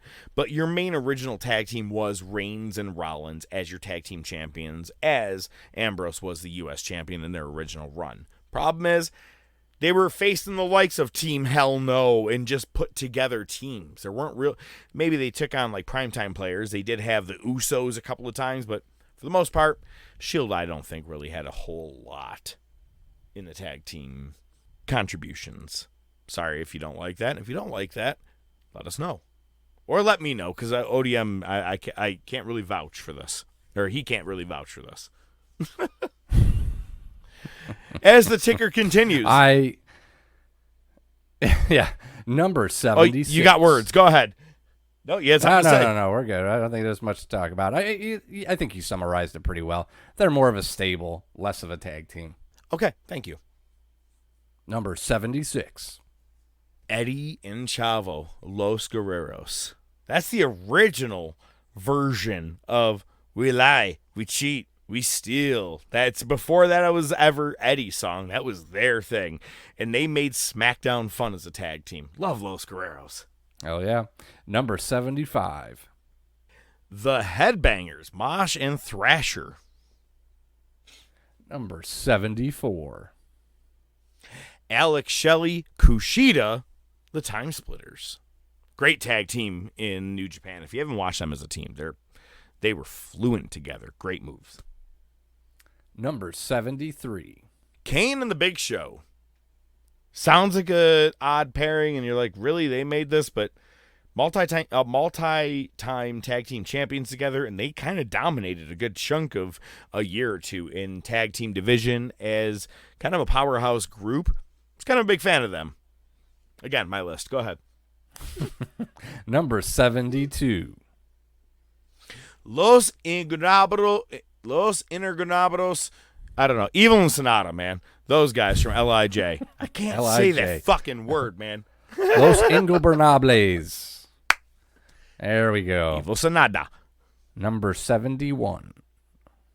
They're not bad. They're the Good Brothers. Nerds! Carl Anderson and Doc Gallows. Sorry. The Eliminators. Cronus and Saturn from ECW. Cronus. Yeah. Number. Okay. Did you number this one on purpose, or was it just coincidence? I swear to God, as I look at this right now, as soon as you giggled, I go, what's he giggling at? I go, ha, it Number is 69 and the name of the team. The Nasty Boys. You nasty boy. I was not on. Dude, it could have been any team, man. It could have been the next one, which is weird, and it wasn't. The next team at 68 is Nick Bockwinkel and Ray Stevens. Could have very easily been that, but nope. 69 belongs to some nasty boys. Number 60. Where did you do 68? You did 68. 67. I did 68, I did 69, I did 71 where it's two fingers, and 67 is the Head Shrinkers. Number 66. We're off the rails. Former tag team champions just recently while watching on WCW, Sting and Lex Luger. Number 65. The High Flyers, Greg Gagne and Jumpin' Jim Brunzell. Number 64. He's not a shark, he's not a man, but he is an earthquake. Earthquake and Typhoon, the natural disasters. Number 63. You can call him War Machine, you can call him War Raiders, you can call him anything you want, but it's Rowe and Hansen, War Machine, originally of Ring of Honor, now in WWE after a great run in NXT to mediocrity, now in WWE again. Beautiful. There you go. Number 62. Proud and Powerful, Santana and Ortiz. Because you know why? They're the best. The best. The best. The best. I love how I the best sold you on Ortiz. You have. I'm a huge mark for him. If Dynamite doesn't have Ortiz, I ain't watching. Yeah. 61. Danny Burch and One Larkin. No, 61 is the Lucha Brothers. You know what, though? I actually switched it really what it is, though, what I said. Danny Burch and One Larkin are at 61, and at 60 is Penta and Phoenix, the Lucha Brothers. All right, then. I really think that should have been switched already. Yeah. I'm down with that, though. That's a solid change right there. All right, 59. RVD and Sabu. That's a good one. 58. Yeah. The Killer Bees. 57. Mr. Fuji and Pat Tanaka.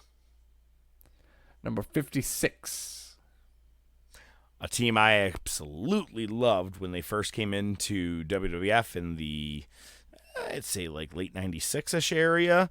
And that is Doug Furnas and Philip LaFon. Number 55. Now we're going to go all the way back to some All Japan Wrestling, and we have your man you talked about just a little bit ago, Bruiser Brody and Stan Hansen. Number 54. I mean, it's a team we're going to probably be seeing team up pretty soon, a little more often now that we're watching the Monday Night Wars. Owen Hart and British Bulldog. Number 53. Here comes the Axe. Here comes the Smasher.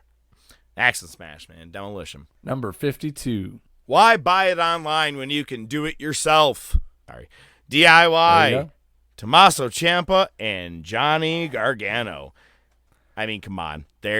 God, I loved the 2 out of 3 falls match. It's probably one of my favorite tag team matches Oh, of hell all yeah. time. Just to see some heroes win, man. It was a great match. Absolutely. And closing out number 51 in our top 50 here, we are talking, or the bottom 50, we are talking Money Inc., Ted DiBiase and Erwin R. Shyster, IRS. All right, now do you want to get down to business? Let me ask you, what do you think about that first half? Do you think everybody's kind of rightfully where they are? It's hard because it's easy to get emotional about stuff like Demolition, right? I mean, I remember Demolition from back in the day. Are you going to cry? But really, they were pretty short-lived. They weren't really that's around that kind of long. one of my things. But they also weren't like the best of workers, to be honest. The more I go back and watch some old school Demolition, I'm like, Sure. headlock, axe handle, tag, axe handle, leg drop. You know what I mean? They were kind of basic, Yeah. but like your other teams that we're going to talk about here, they were fluent with each other. They knew when to tag and do double team moves. They knew. Do you want to keep being the counter? It is. It's my list, and I'll do what I want with it. I want a hot dog, and I want a top 10. Actually, I just want 3 cheeseburgers, some fries, a Coke, and some flapjacks. If it's not too early. Flapjacks. Oh, yeah. Don't hit your sister. Don't do this. And you're don't right. drive on the tracks. We gonna do the counter? I kind of agree with that last one.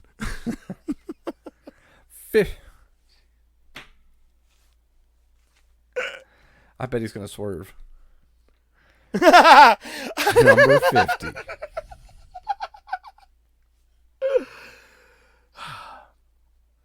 The lag is The All Night real. Express. It is real. Hey, the All Night Express. Rhett Titus and Kenny King. They dominate a lot of Ring of Honor tag team wrestling more than people kind of give them credit for, and they did it for several years and still are doing it today, which, great team. Number 49. We talk about them pretty often. Brian Pillman, Stone Cold Steve Austin, the Hollywood Blondes. Number 48. One of these guys just newly became a tag team champion in Ring of Honor this past weekend. That is Homicide. But in this team, he's with Hernandez, the original LAX, Latin American Exchange from Impact. Number 47. This is from the Dangerous Alliance, and that is the Enforcers. That's Arn Anderson and Larry Zbyszko. And, of course, we are doing our living legend Larry Zbyszko hand wave from our eyebrows to the air. I did that to the cashier the other day. She was like, "What the fuck are you doing?" It's a good way to... Never mind. I got nothing. Thank you for my change, madame. And that's the story of how I got kicked out of Walgreens. This guy's drunk. Number 46. Chad Gable. That's what I said. Jason. I know, dude. My dogs are barking. It is Chad Gable and Jason Jordan, American Alpha.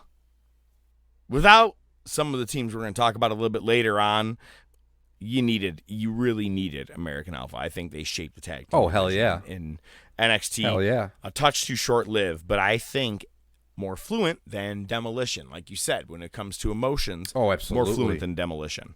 There we go. Absolutely. That's why it's my list, and that's why I made it. All right, here we go. What was your next number, man? 45. The Minnesota Wrecking Crew, the original, which is Arn and Ole Anderson. Because there was another Minnesota Wrecking Crew later down the road, which is Lesnar and Shelton Benjamin. Yeah. Number 44. The Dream Team, Brutus Beefcake and Greg the Hammer Valentine. Yikes. Number 43. Doom. Butch Reed, Good Ron one. Simmons, baby. Yep. Yeah. Absolutely. Number 42. The Von Erichs, pick one. Pick 2. Number 41. Oh, my God. Jesus What? Christ. Never mind. Well, I said pick 2 because it's a tag team. I got it. Yep, Oh. I'm there. All right, what was your next number? Rooney, 41. Ivan and Nikita Koloff, the Russians. All right, I'll hunker down for this one because I feel like number 40's got to get talked about a little bit. Number 40. There ain't nobody realer than Gorilla. Haku-sons, Tamatanga, Tangaloa. I don't have to say much more about them. I just like a good brother tag team. You know me, you should be probably proud that I didn't put these guys in like the top 3. Then you would have known it was a biased list. Yeah. I was like, all right, let's go rightfully so. They do deserve a little credit, but not necessarily. They weren't 75 worthy. They were what they are, 40. I can agree with that. Winter, slumbering in the open air, wears on its smiling face a dream of spring. Ciao. What I mean by that is number 39. That was touching. That was touching. The Miz and John Morrison. I mean, this team got together in probably like 2007, 2008 as both members being on ECW, eventually moving to the main roster, and something that we're still seeing today. As soon as Morrison came back to WWE, that was my first thing. I'm like, please just put him back with Miz. Please, that's the best thing. Because they had the dirt sheet, the original, like WWE's original YouTube show. That was them, man. And they were just being themselves and having fun. But also, in the ring, major heels. Love Miz and Morrison. Mm-hmm. Number 38, all I can say is, damn! That's right, the Acolytes, or the APA, or the Acolyte Protection Agency, whatever you want to look at them as. The Bully, JBL, and Ron Simmons, Farouk. Yeah, that's 2 Ron Simmons. Back to back. Number Not back to back, but in the same 30. show. Well, yes. Yeah. 37. 37 we talked about when we're like, did we do a tag team episode? Yeah, we did. We said tag team matches, and this team came up. Both these teams back-to-back came up several times, and the first one is the Holy Demon Army, and that is Akira Tao and Toshiaki Kawada. I'm not going to lie. Every time I see Holy Demon Army, I'm like, the Kiss Demon Army. I'm like, I just kind of, that's me being a Kiss Army fan. But what's our next number? Number 36. Their greatest rivals, Kenta Kobashi and Mitsuharu Misawa. Look at that, man. 2 teams back-to-back, both Japanese. I'd say I gave myself about a 90% on the pronunciation. I was going to say, yeah, I was pretty prepared to jump in there, but you did a good job. You're like, I got to be saying these ones. Number 35. The Valiant Brothers, who did make WWE's top 50, and rightfully so. Sorry, I'm jumping ahead here. I'm just checking your shit here. Oh, boy. Nightwing, I apologize ahead of time. Number 34. The following announcement has been paid for by the Top of Wrestling Podcast. Fuck the Bucks. Are either of these guys doing anything else other than being a tag team? Then they're making their contributions to the tag team division. And that's what I like about a tag team. I don't want to see Daniel Bryan and Kane put together, or kind of like what they did with Paul Roma and Hercules. They made them Power and Glory. Like, we ain't got shit for you guys. You guys want to wear some half cut off shirts to become Power and Glory? Awesome. When you don't have anything for anybody, you throw them together. Matt, the Bucks, they're like, fuck it, we're brothers. Would you ever take Nick or Matt as a credible, even mid-card champion, or even a TNT champion? I wouldn't even take him as a fucking 24/7 champion. So, right, contributions are kind of in the right spot, and I think 34 out of 100 for what they do. I think that's pretty fair. Unfortunately, there'd be some people out there who probably put him in the top 10. Oh, absolutely. Meltzer being one of them. Number 33. The original Briscoe brothers, Jack and Jerry. I laugh at that because we have Briscoes even nowadays, which is awesome. Indeed. No relation. That's what I was looking at. No relation. Number 32. Oh, you didn't know? It's Road Dogg and Billy Gunn. Or, as I like to say it, the smaller version of what is now Brock Lesnar. If you haven't seen the picture of Brock Lesnar recently, he looks like a jacked up Billy Gunn. He's got the same hairdo and everything. I thought he looked I thought he looked more like Mordecai. He does look like Mordecai. Oh my God. Holy shit. I hope that's his new gimmick. That'd be outstanding. I love that the guys are holding championship belts in that picture. He's holding a giant slab of meat. Go Brock. All right. No, but for real, we are talking about Billy Gunn and Road Dogg from DX, the New Age Outlaws. Number 31. They held the tag team championship on SmackDown for well over 400 days. We're talking about Paul London and the Brian Kendrick. Number 30. Referenced him earlier. We did. Dory and Terry Funk. You go back and look at some of your tag teams from the early 70s and 80s. Some of the ones that are staples for what we're going to be talking about later on, they all face the Funks at some point, which is, again, you have your guys that are your stepping stones to become your better champ or your better tag teams of all time, right? Not everybody can be the very best. Not everybody gets a participation award here, especially in the Top of Wrestling podcast. We don't even get a participation trophy. We do at the end of the season. We just give each other a beer. Good job. Made it in our season. Good job. We didn't get canceled. Way to show up. And then we celebrate after that and go, wait, we have another cease to desist. Yeah. Wait, 29. Why did we expand the season? 29. Tony Atlas and Rocky Johnson. Soul Patrol. Very underrated tag team, I think. Absolutely. One of my favorites from back in the day. Number 28. Can I introduce him as Doc Hendricks? I expect nothing They're less the of guys. They're the guys that are the original reason why the New Day are able to have 3 men defend a 2-man tag team championship. We're talking about the fabulous Freebirds. And you missed it off the air, but you could get a fabulous Freebird sunglasses shirt for only $9.99 on the hotline right now on option 8. Sorry, I kind of just went off on a tangent. I just saw dots. All right. That's usually not a good thing, right? Well, hey, one of my favorites from back in the day to another one of my favorites from back in the day, number 27. Absolutely. Same here.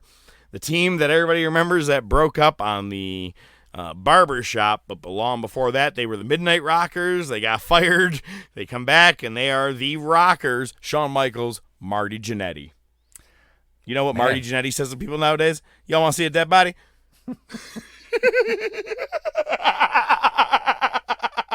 Too soon. That was a good one. Number 26. The original, man, the Wild Samoans. I mean, you're talking about the... I always mess it up. How do you say it? The Anoa'i family. The Wild Samoans. And they were a scary-looking tag team if you just saw them on the streets. If you didn't know who they were. Hells yes. Number 25. So here we are, the final quarter of this. And we have Alex Shelley and Chris Sabin, Motor City Machine Guns. The work that they've done in, I almost said NXT, but it wasn't, Ring of Honor, as well as Impact, their tag team contributions.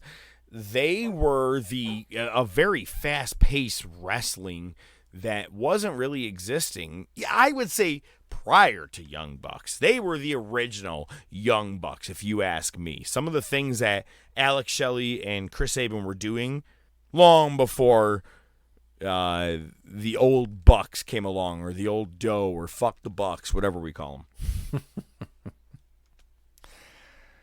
That was for you, NWA. See you next week. Number 24. We've talked about him a lot lately. Yeah, and they were known as those Outsiders. Eventually, they become the Outsiders. Hall and Nash. I mean, really, as a tag team, they kind of made a major change in the wrestling business altogether, more than probably any team, when it comes to at least getting paid. Wait till Fake Diesel shows up. Number 23. Again, if this was a biased list, all me, my own, what I wanted to do, this team would have been another one in the top 3 for me. Love the Warlord, the Barbarian, the Powers of Pain. I was just a huge fan of that team, man. Maybe it was because it was one of the very first heel teams I saw growing up, and they were opposing Demolition, but just 2 powerhouses, and I just, huge fan of them. I think it was a very unfortunate, short-lived team, but for the late 80s, pretty dominant team when it came to WWF Tag Team Wrestling. Hells yes. Number 22. The Addiction, or as we all know them as SCU. That is Christopher Daniels and Frankie Kazarian. They were a tag team in Ring of Honor. They were a tag team in Impact. They were a tag team in AEW up until recently. And they dominated and were ring generals in each place they went. They elevated talent in each place they went. Some of them we've already even talked about, having great matches with the Bucks, Motor City Machine Guns, Santana and Ortiz. List goes on. Number 21. Another one probably be in your top 5 at least. Oh, yeah, easily. Again, yeah, it was biased. Bobby, Robert, Rob, Bob, Rude, and Jimmy James Storm. Beer Money Incorporated started with Jackie as their manager as well. And they used to come riding down into the ring on rolling beer coolers, which was pretty funny. But then they got real serious and became a badass tag team. They had an awesome best of 5, which almost turned into, I think, like a best of 7 series with Motor City Machine Guns. Took on the likes of Homicide and Hernandez, which we mentioned earlier. They were just a very strong tag team staple. Probably if you ever had to make a tag team division in TNA history, that would be number 1 ballot for me, is Beer Money. Number 20. They don't raise it. They are the Bar. No, you Sheamus skipped one again. and Cesaro. Or did you mean to switch them again? I did mean to switch this. God damn. Yep, switch. So we're good. Here we go. At number 20, it is the Bar. Sheamus and Cesaro. Look, I mean, in the last several years, you can't tell me a team that was probably more their size and fluent in the ring. You know what I mean? You used to have your War Machine, right? You have your big guys who are, and when I say fluent, I mean, you know the move that he's going to do and when we need to come in and when we need to do double team, whatever the case is. Sheamus and Cesaro were 2 single competitors, and they were like, hey, we're going to put you guys together. Cool? Cool. And they made the best of it. They were amazing tag team champions who unfortunately lost to Braun Strowman and the great Nicholas. Yeah. But besides that shit, they were the best tag team that WWE has actually had probably in years. And I put that up against what they feel like is their number 1, personally. I think the Bar was way better than their number 1. And I even have their number 1 a little higher because of longevity, tag titles, yada, yada, yada. But as a team, man, I don't know. But Sheamus and Cesaro, they made a great team together. Yeah, it's one of those things where, you know, we both say, you know, we don't want people that are just thrown together. And it kind of started that way, but the way it worked, you know, they had the best of 7. Cesaro almost kills himself. And then they do that promo where after they go through the best of 7, they're in a bar together, which is how they got their name, because they're sitting there and they just end up wrecking shop. It was great. It was cheesy, but it worked. And like you said, the in-ring product after that was so much more than we expected. So it's fucking, yeah, it's great. I would have put them up against any tag team in that entire, in wrestling and pro wrestling completely together, that entire era that they were together. Hell yeah. You put them against Evil Sonata, you put them against the Bucks, anybody that was together at that time, I still would have said Cesaro and Sheamus are a better team. Not just because I'm a fan of Cesaro, because I could give 2 fucks about Sheamus sometimes, but when he was in that team, I'm like, it's a good team. I like him. Fella, Oh, it's yeah. a good team. Moving on, 19. This is the team that I referenced earlier when I said 2 out of 3 falls when it came to DIY. They also had some Say great yeah. matches against American Alpha. Yeah. It is FTR, or as we all used to remember them, The Revival. Harwood Dax Harwood and Cash Wheeler. Just outstanding wrestling talent that are committed to bringing back classic tag team wrestling. And, you'll see some of the people that make the upper list, they have high comparisons to them already. They could be in the top 5 all time if they stay that way. Don't ever break up this team, and I'll be extremely happy. Don't do they've beat everyone, we should just break them up. No. Just keep them together. It's okay. It's okay. Let them be partners. It's okay. Hell yeah. Agreed. Number 18, another tag team we've been talking about a lot lately. Yeah, man. Ming and Haku, the Faces of Fear. Just a very dominant tag team that Can you go back for a second? WCW. Did I miss one again? No. You said Meng. You said Meng and Haku. Yeah, he was tagging himself.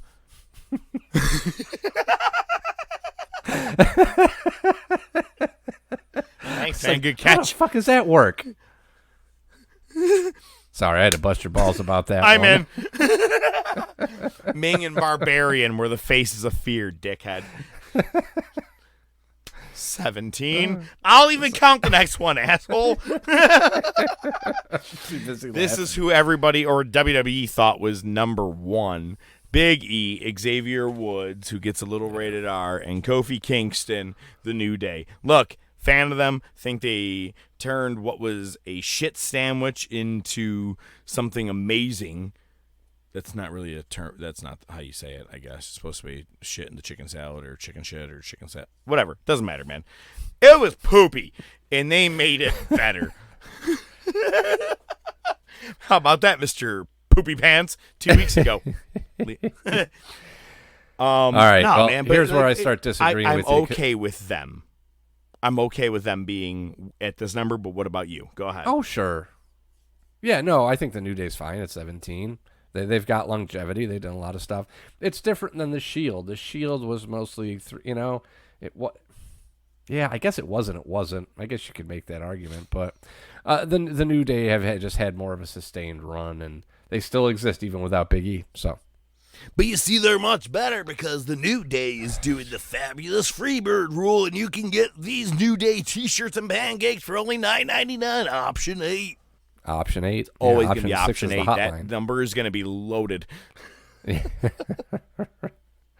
Number 16. So this is where you start disagreeing with me. All right. This is where I start disagreeing with you, yeah, because I would almost put this one closer to the top 10. Much closer to the top 10. Okay. Again, I went with whatever. Here we go. The Midnight Express. I just, it had to... Dude, it was a very tough list, man. There's a lot of goddamn tag teams out there. But yes, you're right. You asked me to chime in. I'm chiming in there, brother. I want you to tell me what I want to hear. Well, that was your first mistake. All right. No, but yeah, I did bring in Ed number 16 is Midnight Express. Number 15. Ricky the Dragon Steamboat and Jay Youngblood. Number 14. Shelton Benjamin, Charlie Haas, World's Greatest Tag Team. They were World's Greatest Tag Team in WWE, and then I think they were World's Best Tag Team or something like that when they went into Ring of Honor. But very fluent in the ring together. Both amateur wrestlers, very just, I don't know, man. Something about World's Greatest Tag Teams, they just reminded me. They were a tag team of Kurt Angle. That's what they were. That's why they were perfectly set up with Team Angle. It was double Kurt Angle in a tag team match. And they had excellent matches with Los Guerreros, Edge and Mysterio, and some of the teams were actually going to, or I didn't even get to mention, one is Kurt Angle and Chris Benoit. They didn't make our list. Good thrown together team. Had some great matches with World's Greatest Tag Team, but again, kept it to teams, duos, and brothers. It's good criteria. Chicken nuggets. Sometimes. Number 13. That's another one I'd have higher up. You're such a douchebag. Something about this team, I don't know, man. Whatever. The Rock and Roll Express. I like them, man. They're a great tag team, but it becomes kind of cookie cutter after a while. And I think I look at athleticism. I look at heel work. I look at and this is one of the most longevity teams of all time. Okay, but you know what? Fine. Next week we're doing a top topic. ODM's 100 fucking tag teams. Jesus. ODM's list is going to be top 20. No more. Number 12, the Botchamania Express. Oh, wait, no, that's not them. You know, they say a lot of men in a tag team can botch once or twice. But me and my brother Rick, we do it all the Scott time. Steiner mixed with Jim Cornette. Motherfucker. Steiner Brothers. Done. Steiner Brothers. Number 11. Jimmy and Jay, the Uso Brothers. It's going to be a dry Thanksgiving dinner this year. There's a DWI commercial that plays on the radio all the time. I almost started singing it. Nobody would get it. Number 10. I may actually know that jingle. The Hart Foundation. That is Jim the Anvil Neidhart and Bret the Hitman Hart. Both worked as heels and faces in the tag team division in the 80s and 90s. Number 9. Number 9? You want to wait and do a 5-second pose while they take some pictures? Edge and Christian. I'd rather just... number 8. Well, they're greatest rivals of all time, which is also being reignited on Dynamite, by the way, with Christian and Matt Hardy, but it is the Hardy Boys, Jeff and Matt. Number 7. Mark this. I don't give a fuck what you think, man. These guys, whether in Ring of Honor, New Japan, NXT, doesn't matter. And WWE even put them in their top, 15. Fish and O'Reilly. If WWE is putting them in their top 15, you can't tell me all time they're not where they should be right here at number 7. Lucky number 7, Fish and O'Reilly, baby. All right. Number 6. These guys come straight out of Dudleyville. And if you spit in his face, Bubba Ray spit right back in yours. If you haven't watched that, look that up on YouTube. That's a doozy. That's right, the Dudley Boys. Top 5. What do you think about number 5 here? You think rightfully so? Yeah, I definitely think. When I saw, the older original Briscoe brothers, I was like, I know the other ones have got to be way higher up on the list, and certainly they are. Just looking at the list, I'll just give my assessment really quick. I think the top 5 is good. Honestly, I think number 4, I probably would move up to 3. I'd swap 3 and 4. Let's put it that way. Other than that, I think it's a solid top 5. You know what? We're going to go that road anyway. So here is how our top 5 is. But top 5, number 5 is the Briscoes, Mark and Jay. Since 2002, when Ring of Honor got started, they were a tag team. They're still a tag team today. Jay did drift off and become a world champion at one point. Yeah, and they just had, I would say, the farmhouse match, which Jim Cornette, of all people, gave mega praise to. But Mark went off and became television champion. Like, they've gone off and done single things, but they still come back and become a tag team, which they just did again at Best in the World this past weekend. They're a team till they die, man, and I love them as a tag team. They are... it's a team that I always thought I wished WWE would pick up, but I'm extremely super glad they didn't, because they got to be who they are to the very end. Dem boys. Number 4. Is the ticker broken? Oh, there it is. All right. It is Dynamite Kid and the British Bulldog, who's making his second appearance in this list. The British Bulldogs. Number 3. Team that we give a lot of praise to if you listen to this show pretty often, and that is Stevie Ray, Booker T. They're coming for you, Harlem Heat. You want to talk about brothers tag teams?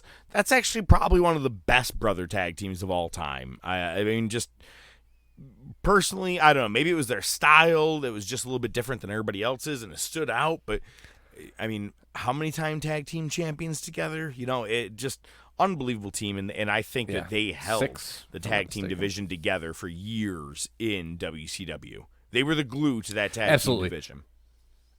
great promos when they had Sherry with her. They were great. You know, and you've got a nice mix. You've got two big dudes, right? A lot of power moves, but Booker could hit all those, you know. There was the spinneroonie, there was the side kicks, the spin kicks, the almost like famouser kind of move where, you know, just, you know, like you said, they held that division together. They really were mainstays for quite some time. And we've seen them already week after week. They can go with anybody. Any team that was there, they made other teams look good. You put the Steiners in there with other people, and you're like, is Fire and Ice look bad, or does the Steiners look bad? Because Fire and Ice had a bomb-ass match with Harlem Heat.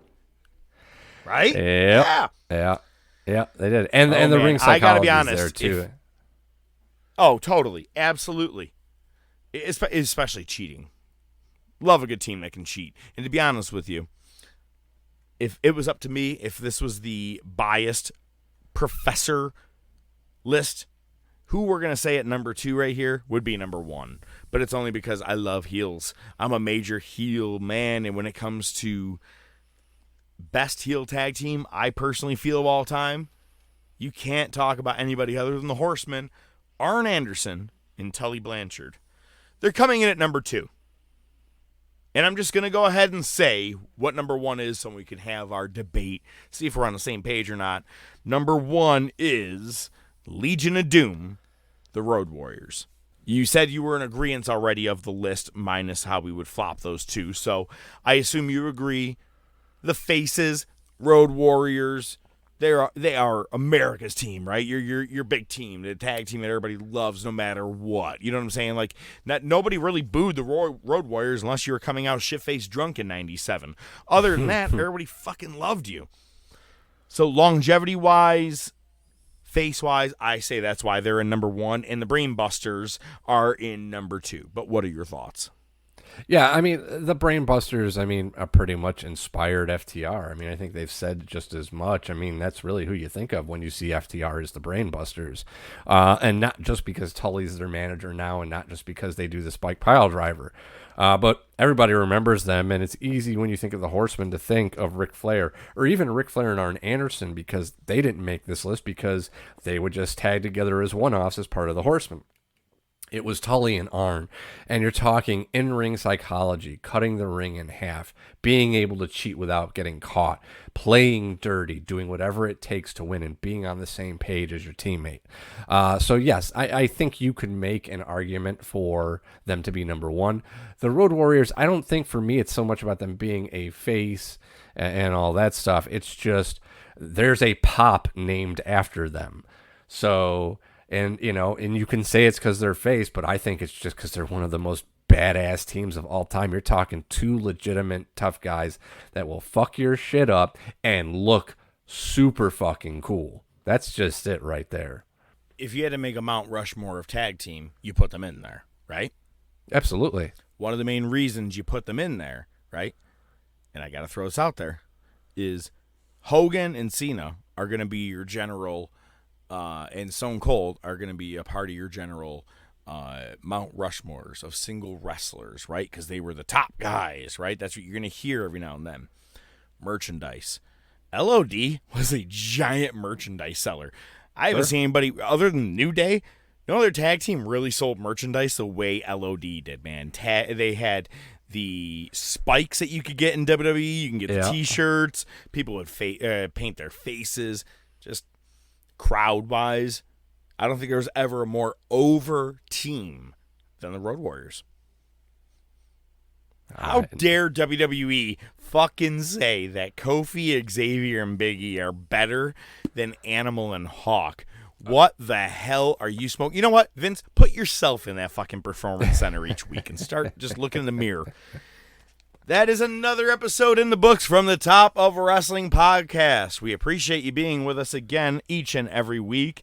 Next week, we will be hearing from NWA Nightwing Analyst. We are also going to be dipping into 25 years ago, the Monday Night Wars. And not going to lie, I had to do a little bit of traveling. Today, I'm actually broadcasting from Oklahoma. Beautiful here. But had to double up on my watching just in case I had any form of travel issues. Next week is going to be one of my favorite wrestling weeks ever from Monday Night War history. I remember it. It's one of my favorite episodes of Nitro all time. Can't wait for next week. We appreciate you guys listening to us. I am the Professor, and I bid you a farewell. As always, ODM is going to leave us with a movie quote. So I'm going to go grab a sweet vermouth of the rocks with a twist and probably drink to world peace. And ODM is going to leave you with his movie quote of the week in the form of Gold Dust. Oh, son of a bitch. I was in the Virgin Islands once. Met a girl. We ate lobster. Drank pina coladas. And at sunset, made love like sea otters. 1993.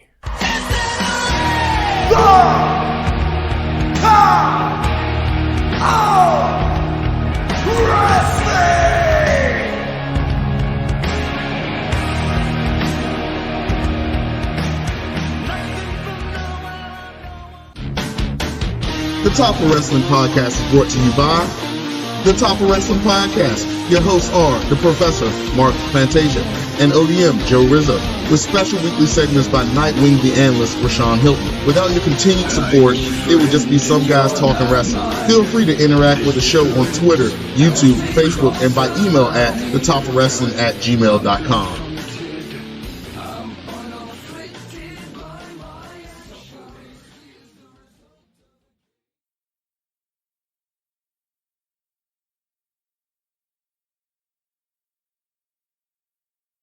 By the way, I have like 18 different championships on the way. I'm going to start standing in my mirror and wearing them. Oh, yeah? For real? No. You should get these nice cases. That boy has some nice cases. You can probably talk to him, find out where to get them from. I should go out and buy like as many of the kids' ones as possible. You know what I mean? Like the toy ones. And get like a bullshit case and put them together. Oh, dude, that's awesome. You know what you could do to make it even better? Just get a bunch of like wire hangers and just hang them from those. No, even better. Fuck, You'd be like, dude, you go in the closet and flip through them like they're shirts or something. even better. I'm going to make them all by paper like I used to when I was a kid. Just make a bunch of fucking championships. That boy was too broke to buy belts.